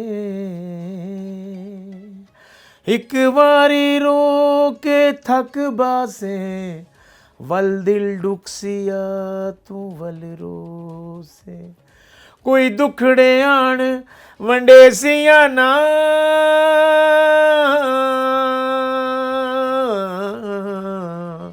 ਤੂੰ ਲਾ ਕੰਧੀਆਂ ਕੋ ਗਲ ਰੋਸੇ ਬਸ ਫਰਕ ਮਿਆਦ ਦਾ ਹੈ ਸ਼ਾਕਿਰ ਮੈਂ ਅੱਜ ਰੋਣਾ ਤੂੰ ਕੱਲ ਰੋਸੇ। ਵਾਹ ਵਾਹ ਵਾਹ ਵਾਹ, ਜ਼ਬਰਦਸਤ ਜ਼ਬਰਦਸਤ। ਨਵਾਜ਼ ਅੰਜਮ ਸਾਹਿਬ, ਬੜੀ ਤੁਸੀਂ ਸ਼ੋਹਰਤ ਪਾਈ ਡਰਾਮਿਆਂ ਤੋਂ ਵੀ, ਅੱਲਾ ਨੇ ਬੜਾ ਇੱਜ਼ਤ ਵੀ ਦਿੱਤੀ, ਬੜੀ ਸ਼ੋਹਰਤ ਦਿੱਤੀ। ਤੇ ਕੋਈ ਐਸਾ ਵਾਕਿਆ, ਕੋਈ ਐਸਾ ਕੋਈ ਨਕਾਬਲੇ ਫਰਾਮੋਸ਼ ਵਾਕਿਆ ਹੋਵੇ ਜਿਹੜਾ ਤੁਹਾਨੂੰ ਅੱਜ ਵੀ ਯਾਦ ਹੋਵੇ? ਸਰ ਬੜੇ ਬੜੇ ਜ਼ਿੰਦਗੀ ਦੇ ਯਾਦਗਾਰ ਵਾਕਿਆ ਨੇ। ਮੈਂ ਇੱਕ ਕੋਡੂ ਸਾਹਿਬ ਨਾਲ ਮੈਂ ਅੱਲਾ ਨੂੰ ਜੰਨਤੁਲ ਫਿਰਦੌਸ ਵਾਲਾ ਮਕਾਮ ਅਤਾ ਫਰਮਾਏ, ਸਪੇਨ 'ਚ ਅਸੀਂ ਇਕੱਠੇ ਨਾ ਹੋਟਲ ਦੇ ਵਿੱਚ ਹੈਗੇ ਸਾਂ ਅਤੇ ਉੱਥੇ ਨਾ ਸਵਿਮਿੰਗ ਪੂਲ 'ਚ ਨਾ ਉਹ ਨੀਲੀਆਂ ਟਾਈਲਾਂ ਲੱਗੀਆਂ ਅਤੇ ਨੀਟ ਐਂਡ ਕਲੀਨ ਪਾਣੀ ਸਾਫ ਸ਼ਫਾਫ। ਅਤੇ ਅਗਲੇ ਦਿਨ ਮੈਨੂੰ ਕੋਡੂ ਕਹਿੰਦਾ ਕਿ ਮੈਂ ਸਵਿਮਿੰਗ ਪੂਲ 'ਚ ਨਹਾਉਣਾ। ਮੈਂ ਕਿਹਾ ਨਹਾ ਲੈ ਵੀ। ਅਤੇ ਉਹ ਉੱਥੇ ਗਿਆ ਅਤੇ ਉਹਨੇ ਜਾ ਕੇ ਛਾਲ ਮਾਰੀ ਪਾਣੀ 'ਚ ਅਤੇ ਉਹ ਸਵਿਮਿੰਗ ਪੂਲ ਖਾਲੀ ਸੀ। ਹੁਣ ਟਾਹ ਕਰਕੇ ਉਹ ਡਿੱਗਿਆ ਵਿੱਚ ਅਤੇ ਉਹ ਸ਼ੁਕਰ ਹੈ ਮੂੰਹ ਭਰਨੇ ਅੱਲਾ ਮਾਫ ਕਰੇ। ਮੈਂ ਉਹਨੂੰ ਕਿਹਾ, ਮੈਂ ਕਿਹਾ ਤੈਨੂੰ ਪਾਣੀ ਦੀ ਲਹਿਰ ਵੀ ਨਜ਼ਰ ਨਹੀਂ ਆਈ ਕਿ ਕਮ ਸੇ ਕਮ ਉਹ ਨੀਲੀ ਟਾਈਲਾਂ ਨੂੰ ਸਮਝਿਆ ਕਿ ਫੁੱਲ ਪਾਣੀ ਦਾ ਭਰਿਆ ਹੈ। ਬੜੇ ਛੋਟੇ ਮਜ਼ਾਕ ਜ਼ਿੰਦਗੀ ਦੇ ਯਾਦਗਾਰ। ਤੁਹਾਡਾ ਇੱਕ ਵਾਕਿਆ ਸੀ ਜਦੋਂ ਪੁਲਿਸ ਵਾਲੇ ਨੇ ਉਹ ਮੈਨੂੰ ਰੋਕ ਲਿਆ। ਮੈਂ ਉਹਨੂੰ ਕਿਹਾ, ਉਹਨੇ ਕਿਹਾ ਜੀ ਤੁਹਾਡਾ ਨਾਮ? ਮੈਂ ਕਿਹਾ ਜੀ ਮੈਂ MN। ਕਹਿੰਦਾ ਭਾਈ ਤੁਸੀਂ MN ਹੋ? ਮੈਂ ਕਿਹਾ ਹਾਂ ਭਾਈ ਜੀ, ਮੁਹੰਮਦ ਨਵਾਜ਼ ਅੰਜੁਮ। MN ਦਾ ਬਣਦਾ ਜਨਾਬ, MN ਮੁਹੰਮਦ ਨਵਾਜ਼ ਅੰਜੁਮ। ਉਹ ਵੀ ਹੱਸ ਪਿਆ, ਕਹਿੰਦਾ ਚੱਲ ਜਾਓ ਤੁਸੀਂ। ਸਰ ਬੜਾ ਪਿਆਰ ਦਿੱਤਾ ਸਰ ਇਸ ਫੀਲਡ ਨੇ, ਵੱਡਿਆਂ ਦੀ ਦੁਆਵਾਂ ਦੀ ਵਜ੍ਹਾ ਤੋਂ ਯਕੀਨ ਕਰਨਾ ਬੜੇ ਬੜੇ ਕੰਮ ਬੜੇ ਆਸਾਨੀ ਨਾਲ ਹੋ ਜਾਂਦੇ ਨੇ ਔਰ ਹਰ ਜਗ੍ਹਾ ਜਾਓ ਇੱਕ ਰਿਸਪੈਕਟ ਮਿਲਦੀ ਹੈ। ਇਹਦੇ 'ਚ ਤੁਹਾਡਾ ਆਪਣਾ ਵੀ ਕਿਰਦਾਰ ਨਜ਼ਰ ਆਉਂਦਾ ਹੈ। ਜਦੋਂ ਤੁਸੀਂ ਫੈਮਿਲੀ ਦੇ ਨਾਲ ਕਿਧਰੇ ਜਾ ਰਹੇ ਹੋ ਅਤੇ ਲੋਕ ਕਹਿਣਗੇ ਸਰ ਮੇਰੀ ਸਿਸਟਰ ਨਾਲ ਫੋਟੋ ਤੇ ਇੱਕ ਬੈਂਡ ਬਣਵਾ ਲਓ, ਭਾਈ ਨੇ ਮੇਰੀ ਬੇਗਮ ਨਾਲ ਫੋਟੋ ਤੇ ਬਣਾ। ਅਤੇ ਵਰਨਾ ਥੀਏਟਰ ਦੇ ਆਰਟਿਸਟ ਨਾਲ ਜਾਂ ਕੋਈ ਇਹੋ ਜਿਹਾ ਕੋਈ ਬੰਦਾ ਨਹੀਂ ਫੋਟੋ ਬਣਾਉਂਦਾ ਹੁੰਦਾ। ਇਹ ਬੜਾ ਤੁਹਾਡਾ ਕਿਰਦਾਰ ਤੁਹਾਡਾ ਸਾਹਮਣੇ ਆਉਂਦਾ ਹੈ। ਬਿਲਕੁਲ ਸਹੀ। ਅਤੇ ਮੈਂ ਸਮਝਣਾ ਜੀ ਕਿ ਇਹ ਬੜਾ ਹੀ ਅੱਲਾ ਦਾ ਖਾਸ ਕਰਮ ਹੈ। ਸੁਭਾਨ ਅੱਲਾ, ਸੁਭਾਨ ਅੱਲਾ, ਮਾਸ਼ਾਅੱਲਾ ਜੀ। ਅਤੇ ਨਵਾਜ਼ ਅੰਜਮ ਸਾਹਿਬ, ਆਪਣੇ ਬੱਚਿਆਂ ਦੇ ਵਿੱਚੋਂ ਵੀ ਕੋਈ ਇਸ ਫੀਲਡ ਦੇ ਵਿੱਚ ਆਇਆ? ਜੀ ਸਰ ਦੇਖੋ, ਮੈਂ ਤੇ ਚਾਹੁੰਦਾ ਸਾਂ ਕਿ ਕਰਨ, ਉਹ ਕੰਮ ਕਰਨ ਔਰ ਕਰਨ, ਪੜ੍ਹਾਇਆ ਲਿਖਾਇਆ ਉਹਨਾਂ ਨੂੰ ਮਾਸ਼ਾਅੱਲਾ। ਦੋਵੇਂ ਨੇ ਜਨਾਬ ਜੋਬ ਵੀ ਸ਼ੁਰੂ ਕੀਤੀ, ਦੋਵੇਂ ਬੈਂਕਰ ਨੇ। ਅੱਛਾ। ਲੇਕਿਨ ਅਹਿਮਦ ਜਿਹੜਾ ਹੈ ਮਾਸ਼ਾਅੱਲਾ ਉਹਦੇ ਅੰਦਰ, ਕਿਉਂਕਿ ਸਰ ਸਿੰਗਰ ਬਣਨ ਦੇ ਬੜੇ ਜਰਾਸੀਮ ਸਨ। ਅੱਛਾ। ਉਹਨੇ ਆਪਣੀ ਮਾਂ ਨੂੰ ਉਹਨੇ ਇਜ਼ਹਾਰ ਕੀਤਾ ਕਿ ਜਨਾਬ ਮੈਂ ਸਿੰਗਰ ਬਣਨਾ ਚਾਹੁੰਦਾ ਵਾਂ। ਅਤੇ ਉਹਨੇ ਮੈਨੂੰ ਕਿਹਾ, ਮੈਂ ਕਿਹਾ ਨੋ ਡਾਊਟ ਕਰਨ, ਲੇਕਿਨ ਮੈਨੂੰ ਇਹ ਖੁਸ਼ੀ ਹੈ ਕਿ ਉਹਨੇ ਜਿਹੜੀ ਫੀਲਡ ਜੁਆਇਨ ਕੀਤੀ ਹੈ ਨਾ, ਉਹ ਥੀਏਟਰ ਦੀ ਫੀਲਡ ਨਹੀਂ ਜੁਆਇਨ ਕੀਤੀ। ਕਿਉਂਕਿ ਸਰ ਹੁਣ ਥੀਏਟਰ ਜਿਹੜਾ ਹੈ ਉਸ ਡਗਰ ਦੇ ਉੱਤੇ ਨਹੀਂ ਹੈ ਕਿ ਸਾਡਾ ਐਵੇਂ ਸਟੇਜ ਦੇ ਉੱਤੇ ਪਿਓ ਪੁੱਤਰ ਦਾ ਆਮਣਾ ਸਾਹਮਣਾ ਹੋ ਜਾਏ, ਉਹਨੂੰ ਕੁਝ ਕਹਿ ਰਿਹਾ, ਉਹਨੂੰ ਕੁਝ ਕਹਿ ਰਿਹਾ, ਅਤੇ ਉਹ ਚੰਗਾ ਨਹੀਂ ਲੱਗਦਾ। ਦੈਨ ਉਹ TV ਕਰੇ, ਦੈਨ ਜੋ ਕੰਮ ਸੀਰੀਅਲ ਵੀ ਕਰ ਰਿਹਾ ਮਾਸ਼ਾਅੱਲਾ, ਫਿਲਮਾਂ ਵੀ ਉਹਨੇ ਕੀਤੀਆਂ ਨੇ, ਅਤੇ ਅਲਹਮਦੁਲਿਲਾ ਉਹ ਸਿੰਗਰ ਵੀ ਬੜਾ ਇਸ ਟਾਈਮ ਅੱਛਾ ਹੈ ਜੀ। ਬਿਲਕੁਲ ਸਹੀ ਹੈ। ਅਤੇ ਜ਼ਰਾ ਅਸੀਂ ਸਾਨੂੰ ਮਿਲਵਾ ਹੀ ਦਿਓ ਅਹਿਮਦ ਸਾਹਿਬ ਨਾਲ। ਜਨਾਬ ਜ਼ਰੂਰ, ਮੋਸਟ ਵੈਲਕਮ। ਆਓ ਜੀ ਚੱਲੀਏ।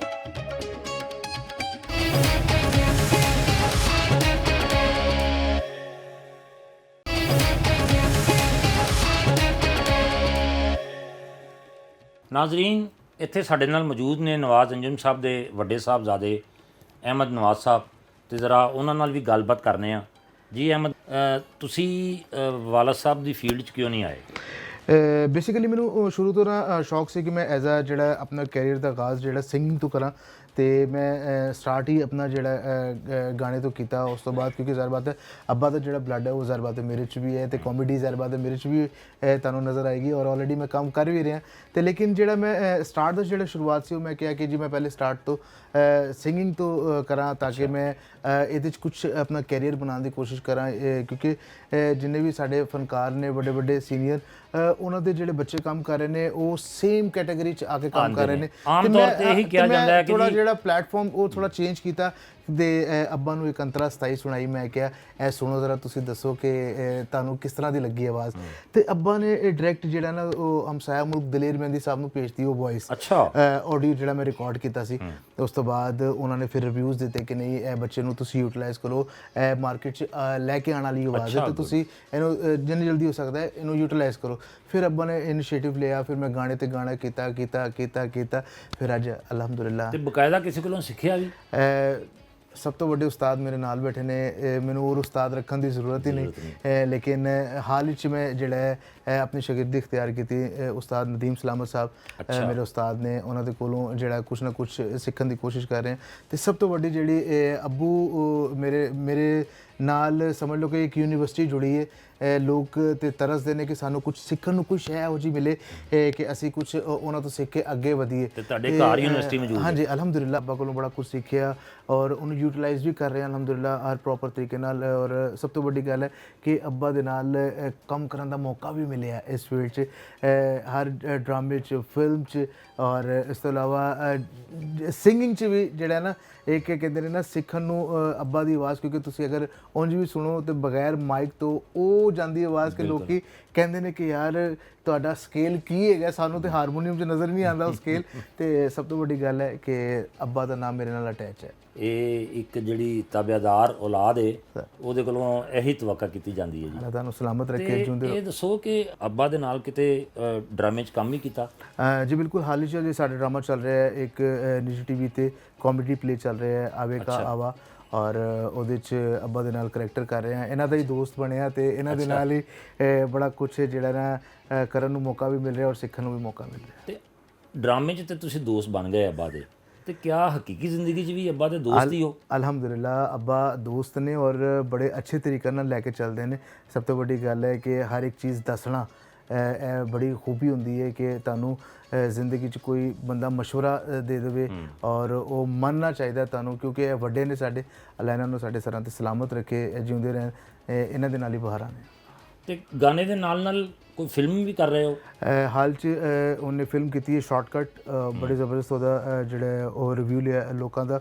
ਔਰ ਸਭ ਤੋਂ ਵੱਡੀ ਗੱਲ ਹੈ ਉਹ ਹਮਸਾਇਆ ਮੁਲਕ 'ਚ ਰਿਲੀਜ਼ ਹੋ ਚੁੱਕੀ ਫਿਲਮ। ਪਹਿਲੇ ਪਾਕਿਸਤਾਨ ਚੱਲੀ, ਉਸ ਤੋਂ ਬਾਅਦ ਹਮਸਾਇਆ ਮੁਲਕ ਜਿਹੜਾ ਉਹਨੇ ਆਪਣੇ ਪਲੇਟਫਾਰਮ ਤੋਂ ਉਹਨੂੰ ਰਿਲੀਜ਼ ਆਊਟ ਕੀਤਾ। ਔਰ ਉਹਦੇ 'ਚ ਨਸੀਮ ਵਿੱਕੀ ਸਾਹਿਬ, ਮਿਰਜ਼ਾ ਗੌਹਰ ਰਸ਼ੀਦ, सना जी और जुगन काजिम, अब्बा हजूर और उस तो अलावा कैसर पिया साहब और ਜਿਹੜੇ ਕਰੈਕਟਰ ਸੀ ਨਾ ਉਹਦੇ 'ਚੋਂ ਬੜਾ ਯਾਨੀ ਕਿ ਹਰ ਇੱਕ ਬੰਦੇ ਨਾਲ ਮੀਟ ਕਰਕੇ ਬੜਾ ਅੱਛਾ ਲੱਗਾ। ਔਰ ਸਭ ਤੋਂ ਵੱਡੀ ਗੱਲ ਹੈ ਸਿਨੇਮਾ ਇੱਕ ਅਲੱਗ ਪਲੇਟਫਾਰਮ ਹੈ ਔਰ ਜਿਹੜਾ ਰੇਡੀਓ ਹੈ ਉਹ ਅਲੱਗ ਹੈ ਔਰ ਡਰਾਮਾ ਇੱਕ ਅਲੱਗ ਪਲੇਟਫਾਰਮ, ਸਿੰਗਿੰਗ ਇੱਕ ਅਲੱਗ ਪਲੇਟਫਾਰਮ, ਤੇ ਸਾਰਿਆਂ 'ਚ ਕੁਛ ਨਾ ਕੁਛ ਬੜਾ ਕੁਛ ਤਰਬੀਅਤ ਹਾਸਿਲ ਕੀਤੀ ਕਿ ਹਰ ਇੱਕ ਚੀਜ਼ ਦਾ ਇੱਕ ਆਪਣਾ ਫਨ ਹੈ, ਇੱਕ ਮਜ਼ਾ ਹੈ ਔਰ ਲੈਣਾ ਚਾਹੀਦਾ। ਤੇ ਇਹ ਸਾਰੇ ਸ਼ੋਬਿਆਂ ਦੇ ਵਿੱਚ ਹੀ ਕੰਮ ਕਰਨ ਦਾ ਇਰਾਦਾ ਹੈ ਜਾਂ ਕੋਈ ਸਪੈਸੀਫਿਕ ਕੋਈ ਕਿਸੇ ਇੱਕ ਫੀਲਡ ਦੇ ਵਿੱਚ ਜਾਣ ਦਾ ਇਰਾਦਾ ਹੈ? ਨਹੀਂ, ਇਨਸ਼ਾਅੱਲਾ ਜੋ ਮੌਕਾ ਮਿਲੇਗਾ ਇਨਸ਼ਾਅੱਲਾ ਉਹ ਕਰਨਾ ਚਾਹੀਦਾ ਹੈ, ਕਿਉਂਕਿ ਇਨਸਾਨ ਨੂੰ ਹਰ ਰੰਗ 'ਚ ਢਲਣਾ ਚਾਹੀਦਾ ਹੈ। ਕਿਉਂਕਿ ਉਹ ਫਨ ਜਿਹੜਾ ਤੁਹਾਡੇ 'ਚ ਹੁੰਦਾ ਹੈ ਨਾ ਮੌਜੂਦ, ਉਹ ਕਿਸੇ 'ਚ ਵੀ ਉਭਰ ਕੇ ਅੱਗੇ ਆ ਸਕਦਾ ਹੈ ਤੇ ਤੁਹਾਨੂੰ ਹਰ ਚੀਜ਼ ਟਰਾਈ ਕਰਨੀ ਚਾਹੀਦੀ ਹੈ। ਇਹ ਦੱਸੋ ਕਿ ਵਾਲਦ ਸਾਹਿਬ ਜਿਹੜੇ ਨੇ ਇਹ ਘਰ 'ਚ ਵੀ ਇਸ ਤਰ੍ਹਾਂ ਹੀ ਹੱਸਦੇ ਖੇਡਦੇ ਰਹਿੰਦੇ ਨੇ? ਇਹ ਗੱਲ ਨਾ ਪੁੱਛੋ, ਸਖਤ ਤਰੀਨ ਨੇ ਘਰ 'ਚ, ਤੇ ਤੁਸੀਂ ਕੋਈ ਗੱਲ ਵੀ ਨਹੀਂ ਕਰ ਸਕਦੇ ਇਹਨਾਂ ਦੇ ਅੱਗੇ। ਤੇ ਉਹ ਹੁਣ ਇੱਥੇ ਮੈਂ ਲੋਕਾਂ ਨੂੰ ਕੀ ਦੱਸਾਂ ਕਿ ਮਾਰਸ਼ਲ ਵੀ ਪਈ ਕਦੀ? ਨਹੀਂ, ਮਾਰ ਤੇ ਕਦੀ ਨਹੀਂ ਪਈ, ਲੇਕਿਨ ਡਾਂਟਦੇ ਨੇ, ਹੱਕ ਦੇ ਡਾਂਟਦੇ ਨੇ। ਹਾਂ, ਉਹ ਜ਼ਰੂਰੀ ਹੈ, ਲੇਕਿਨ ਜਿਹੜਾ ਨਾ ਰੋਬ ਹੋਣਾ ਵੀ ਬੜਾ ਜ਼ਰੂਰੀ ਹੈ ਮਾਪਿਓ ਦਾ। ਅੱਛਾ ਅਹਿਮਦ, ਤੁਸੀਂ ਗਾਣਾ ਵੀ ਗਾਉਂਦੇ ਹੋ ਤੇ ਕੋਈ ਸਾਡੇ ਵੇਖਣ ਵਾਲਿਆਂ ਵਾਸਤੇ ਕੋਈ ਸਾਨੂੰ ਕੋਈ ਗਾਣਾ ਹੀ ਗੁਣਗੁਣਾ ਦਿਓ। ਜੀ ਬਿਲਕੁਲ, ਇੱਕ ਖੂਬਸੂਰਤ ਗਾਣਾ ਜ਼ਹਿਨ 'ਚ ਆ ਰਿਹਾ ਤੇ ਮੈਂ ਸਾਰਿਆਂ ਨੂੰ ਡੈਡੀਕੇਟ ਕਰਨਾ, ਤੁਹਾਡੇ ਵੇਖਣ ਵਾਲਿਆਂ ਨੂੰ ਵੀ ਤੇ ਮੇਰੇ ਚਾਹਣ ਵਾਲਿਆਂ ਨੂੰ, ਅੱਬੂ ਦੇ ਚਾਹਣ ਵਾਲਿਆਂ ਨੂੰ ਵੀ ਤੇ ਤੁਹਾਡੇ ਚਾਹਣ ਵਾਲਿਆਂ ਨੂੰ। ਹੋ ਮਾੜਾ ਏ ਤੇ ਮਾੜਾ ਸਹੀ ਯਾਰ ਜੋ ਹੈ, ਹੋ ਕੁਝ ਵੀ ਹੋਵੇ ਉਹ ਸਾਡਾ ਪਿਆਰ ਜੋ ਹੈ। ਹੋ ਮਾੜਾ ਏ ਤੇ ਮਾੜਾ ਸਹੀ ਯਾਰ ਜੋ ਹੈ, ਹੋ ਕੁਝ ਵੀ ਹੋਵੇ ਉਹ ਸਾਡਾ ਪਿਆਰ ਜੋ ਹੈ। ਕਿਉਂ ਢੋਲੇ ਦਾ ਕਿਉਂ ਮਾਏ ਦਾ ਗਿਲਾ ਕਰਾਂ ਓਏ ਮੈਂ ਤਾਂ ਲੱਖ ਵਾਰੀ ਬਿਸਮਿਲ੍ਲਾ ਕਰਾਂ, ਉਹ ਬਿਸਮਿਲ੍ਲਾ ਕਰਾਂ। ਹੋ ਮਾੜਾ ਏ ਤੇ ਮਾੜਾ ਸਹੀ ਯਾਰ ਜੋ ਹੈ। ਵਾਹ ਵਾਹ ਵਾਹ, ਜ਼ਬਰਦਸਤ। ਅਹਿਮਦ ਭਾਈ, ਪੰਜਾਬੀ 'ਚ ਹੀ ਗਾਉਂਦੇ ਹੋ ਜਾਂ ਦੂਸਰੀਆਂ ਜ਼ਬਾਨਾਂ 'ਚ ਵੀ ਗਾ ਰਹੇ ਹੋ? ਪੰਜਾਬੀ ਚ ਵੀ, ਉਰਦੂ ਚ ਵੀ ਕਰੀਦਾ ਹੈ, ਸਰਾਇਕੀ ਚ ਵੀ ਕਰੀਦਾ ਹੈ। ਅੱਛਾ, ਹਾਂਜੀ ਸਰਾਇਕੀ 'ਚ ਵਾਲਦ ਸਾਹਿਬ ਦੀ ਤਰ੍ਹਾਂ ਤੁਸੀਂ ਵੀ ਗਾ ਰਹੇ ਹੋ? ਹਾਂ ਡੈਫੀਨਿਟਲੀ, ਕਿਉਂਕਿ ਅਸੀਂ ਮੁਲਤਾਨ ਜਿੰਨਾ ਅਰਸਾ ਗੁਜ਼ਾਰਿਆ, ਅਸੀਂ ਸਰਾਇਕੀ ਨਹੀਂ ਲੇਕਿਨ ਜਿਨ੍ਹਾਂ ਦੇ ਲੋਕਾਂ ਦੇ ਨਾਲ ਅਸੀਂ ਵਕਤ ਗੁਜ਼ਾਰਿਆ ਉਹਨਾਂ ਤੋਂ ਸਿੱਖੀ ਹੈ ਸਰਾਇਕੀ, ਕਿ ਕਿਸ ਤਰ੍ਹਾਂ ਬੋਲਣਾ, ਕਿਸ ਤਰ੍ਹਾਂ ਅਦਾਇਗੀ ਉਹਦੀ। ਤੇ ਅੱਬਾ ਜਿਹੜੇ ਮਾਸ਼ਾਅੱਲਾ ਫਿਲਮਾਂ ਕਰ ਚੁੱਕੇ ਨੇ ਸਰਾਇਕੀ 'ਚ, ਤੇ ਉਹਨਾਂ ਤੋਂ ਇਹ ਚੀਜ਼ ਅਡਾਪਟ ਕੀਤੀ ਕਿ ਨਹੀਂ ਯਾਰ ਸਰਾਇਕੀ 'ਚ ਵੀ ਕੁਝ ਹੋਣਾ ਚਾਹੀਦਾ। ਤੇ ਜ਼ਾਹਿਰ ਬਾਤ ਹੈ ਫਿਰ ਮੁਲਤਾਨ ਤੋਂ ਇੱਕ ਤਾਲੁਕ ਹੈ। ਅਹਿਮਦ, ਇਹ ਤੁਸੀਂ ਇੱਕ ਗਾਣਾ ਸੁਣਾਇਆ ਸਾਡੇ ਵੇਖਣ ਵਾਲਿਆਂ ਨੂੰ, ਕੋਈ ਇਸ ਤੋਂ ਇਲਾਵਾ ਜਿਹੜਾ ਆਪਣਾ ਗਾਣਾ ਹੋਵੇ, ਗਾਇਆ ਹੋਵੇ ਤੁਸੀਂ? ਇੱਕ ਕਾਵਿਸ਼ ਕੀਤੀ ਸੀ ਲੋਕਾਂ ਵਾਸਤੇ, ਉਹ ਬੜੇ ਜ਼ਰੂਰੀ, ਤੁਹਾਨੂੰ ਵੀ ਸੁਣਾ ਦੇਣਾ। ਉਹ ਚਿੱਟਾ ਚੋਲਾ ਸੀ ਵੇ ਦਰਜ਼ੀ, ਨਹੀਂ ਭੁਲੇਂਦਾ ਕੋਈ ਢੋਲੇ ਦੀ ਮਰਜ਼ੀ। ਚਿੱਟਾ ਚੋਲਾ ਸੀ ਵੇ ਦਰਜ਼ੀ, ਨਹੀਂ ਭੁਲੇਂਦਾ ਕੋਈ ਢੋਲੇ ਦੀ ਮਰਜ਼ੀ, ਨਹੀਂ ਭੁਲੇਂਦਾ ਕੋਈ ਢੋਲੇ ਦੀ ਮਰਜ਼ੀ। ਚਿੱਟਾ ਚੋਲਾ ਆਇਆ ਬਾਰੂ, ਰੋਂਦੇ ਆਏਗਾ ਕੋਈ ਢੋਲੇ ਦੇ ਸ਼ਾਗਰੂ। ਚਿੱਟਾ ਚੋਲਾ ਸੀਵੇ ਦਰਜ਼ੀ, ਨਹੀਂ ਭੁਲੇਂਦਾ ਕੋਈ ਢੋਲੇ ਦੀ ਮਰਜ਼ੀ। ਵਾਹ ਵਾਹ ਵਾਹ, ਬਹੁਤ ਖੂਬ, ਬਹੁਤ ਖੂਬ ਜੀ। ਨਵਾਜ਼ ਅੰਜਮ ਸਾਹਿਬ, ਕਿੰਨੇ ਨੰਬਰ ਦਿੰਦੇ ਹੋ ਬੇਟੇ ਨੂੰ? ਦੇਖੋ ਸਰ, ਨੰਬਰ ਤੇ ਆਡੀਅנס ਨੇ ਦੇਣੇ ਹੁੰਦੇ ਨੇ। ਪਿਓ ਹੋਣ ਦੇ ਨਾਤੇ ਮੈਂ ਢੇਰ ਸਾਰੇ ਨੇ ਗਾਣੇ ਗਾਏ ਨੇ ਮਾਸ਼ਾਅੱਲਾ, ਜਿਹਦੀ ਵਜ੍ਹਾ ਤੋਂ ਆਪਣੇ ਗਾਣਿਆਂ ਦੀ ਵਜ੍ਹਾ ਤੋਂ ਇਹਨੂੰ ਮਾਸ਼ਾਅੱਲਾ ਹਰ ਚੈਨਲ ਦੇ ਉੱਤੇ ਮਾਰਨਿੰਗ ਟਰਾਂਸਮਿਸ਼ਨ 'ਚ, ਸ਼ਾਮ ਦੇ ਪ੍ਰੋਗਰਾਮਾਂ 'ਚ ਜਾਂ ਸੰਡੇ ਸ਼ੋਅ 'ਚ ਇਹਨੂੰ ਬੁਲਾਇਆ ਜਾਂਦਾ ਹੈ। ਕਿਉਂਕਿ ਜੇ ਉਹਨਾਂ ਫਨਕਾਰਾਂ ਨੂੰ ਘੱਟ ਬੁਲਾਇਆ ਜਾਂਦਾ ਹੈ ਜਿਨ੍ਹਾਂ ਨੇ ਆਪਣੇ ਗਾਣੇ ਨਾ ਗਾਏ ਹੋਣ। ਅਲਹਮਦੁਲਿਲਾ ਇਹਨੇ ਆਪਣੇ ਬਹੁਤ ਢੇਰ ਸਾਰੇ ਗਾਣੇ ਗਾਏ ਨੇ, ਤੇ ਬਾਕੀ ਰੱਬ ਤੇ ਛੱਡ ਦੇਣਾ ਚਾਹੀਦਾ। ਅੱਲਾਹ ਤਾਲਾ ਜਦੋਂ ਕਲਿੱਕ ਹੋਣਾ ਹੁੰਦਾ ਫਿਰ ਇੱਕੋ ਹੀ ਸ਼ਾਟ ਵੱਜਦੀ ਹੈ ਤੇ ਸੱਤੇ ਖੈਰਾ ਹੋ ਜਾਂਦੀ ਨੇ। ਬਾਪ ਹੋਣ ਦੀ ਸੀਹਤ ਨਾਲ ਤੇ ਤੁਹਾਡੇ ਇਹ ਜਿਹੜੇ ਰਿਮਾਰਕਸ ਨੇ ਬੜੇ ਅੱਛੇ ਨੇ, ਤੇ ਇੱਕ ਉਸਤਾਦ ਹੋਣ ਦੀ ਸੀਹਤ ਨਾਲ ਕੀ ਕਹੋਗੇ? ਦੇਖੋ ਜੀ, ਮੈਂ ਕਹਿੰਦਾ ਸਟਰਗਲ ਇਹਨਾਂ ਨੂੰ ਕਰਨੀ ਚਾਹੀਦੀ ਹੈ, ਇਹ ਕਰ ਰਹੇ ਨੇ ਮਾਸ਼ਾਅੱਲਾ। ਮੈਂ ਆਪਣੇ ਬੱਚਿਆਂ ਤੋਂ ਬੜਾ ਮੁਤਮਈਨ ਹਾਂ, ਸ਼ੁਕਰ ਅਲਹਮਦੁਲਿਲਾ। ਤੇ ਰੱਬ ਇਨਸ਼ਾਅੱਲਾ ਕੋ ਵਕਤ ਦੂਰ ਨਹੀਂ ਹੈ ਕਿ ਉਹ ਬਾਂਹ ਰੱਬ ਨੇ ਜ਼ਰੂਰ ਫੜਨੀ ਹੈ ਇਹਨਾਂ ਦੀ। ਕਿਉਂਕਿ ਮੈਂ ਕਹਿੰਦਾ ਕਿ ਜੀ ਹਰ ਚੀਜ਼ ਨੂੰ ਟੱਚ ਕਰਕੇ ਜੋ ਚੱਲ ਰਹੇ ਨੇ ਨਾ, ਸਭ ਤੋਂ ਪਹਿਲੇ ਤਾਂ ਸਰ ਅਦਬ ਸਿਖਾਇਆ ਕਿ ਜਨਾਬ ਆਪਣੇ ਤੋਂ ਵੱਡਿਆਂ ਦਾ, ਆਪਣੇ ਤੋਂ ਸੀਨੀਅਰਸ ਦਾ, ਔਰ ਭਾਵੇਂ ਛੋਟਾ ਵੀ ਹੈ, ਸਭ ਨੂੰ, ਸਭ ਦੇ ਪੈਰਾਂ ਨੂੰ ਹੱਥ ਲਾ ਕੇ ਸਭ ਦਾ ਅਦਬ ਕਰਨਾ ਤੇ ਅਦਬ ਨੂੰ ਹੀ ਭਾਗ ਨੇ। ਤੇ ਛੋਟੇ ਬੇਟੇ ਨੂੰ ਨਹੀਂ ਇਸ ਪਾਸੇ ਲਿਆਂਦਾ ਜੀ ਉਹਨੂੰ ਵੀ ਸ਼ੌਕ, ਉਹਦੇ ਵੀ 3 ਗਾਣੇ ਰਿਲੀਜ਼ ਹੋ ਚੁੱਕੇ ਨੇ। ਉਹ ਤੋਂ ਬਕਾਇਦਾ ਸ਼ਹਿਬਾਜ਼ ਕਲੰਦਰ ਪਰਮਿਸ਼ਨ ਲੈ ਕੇ ਉਹਨੂੰ ਦਿੱਤੀ, ਉੱਥੇ ਧਮਾਲ ਕਰਕੇ ਆਇਆ ਉਹ ਬਕਾਇਦਾ ਹਮਸਾਇਆ ਮੁਲਕ ਇੱਕ ਚੈਨਲ ਤੋਂ ਰਿਲੀਜ਼ ਹੋਈ ਉਹਦੀ ਧਮਾਲ।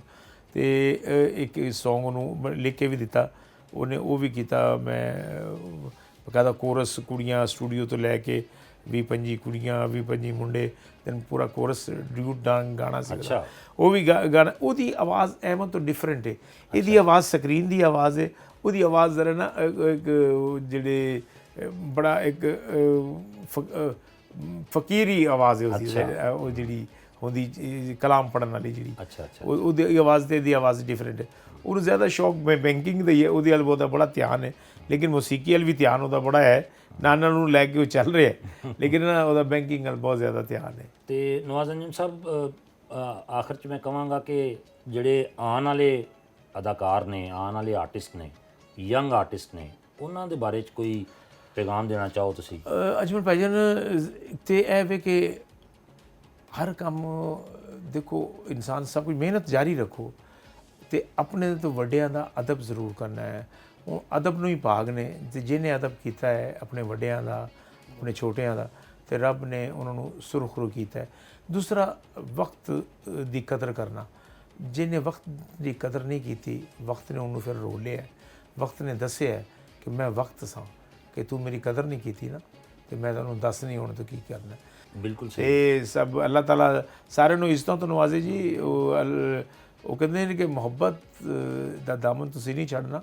ਉਹ ਕਹਿੰਦੇ ਨੇ ਕਿ ਮੁਹੱਬਤ ਐਸਾ ਦਰਿਆ ਹੈ ਕਿ ਬਾਰਿਸ਼ रूठ भी जाए तो पानी कम नहीं होता। ਵਾਹ ਵਾਹ ਵਾਹ, ਬਹੁਤ ਖੂਬ, ਬਹੁਤ ਖੂਬ। ਨਵਾਜ਼ ਅੰਜਮ ਸਾਹਿਬ, ਅਹਿਮਦ ਸਾਹਿਬ, ਤੁਹਾਡਾ ਬਹੁਤ ਬਹੁਤ ਸ਼ੁਕਰੀਆ ਦੋਨਾਂ ਦਾ।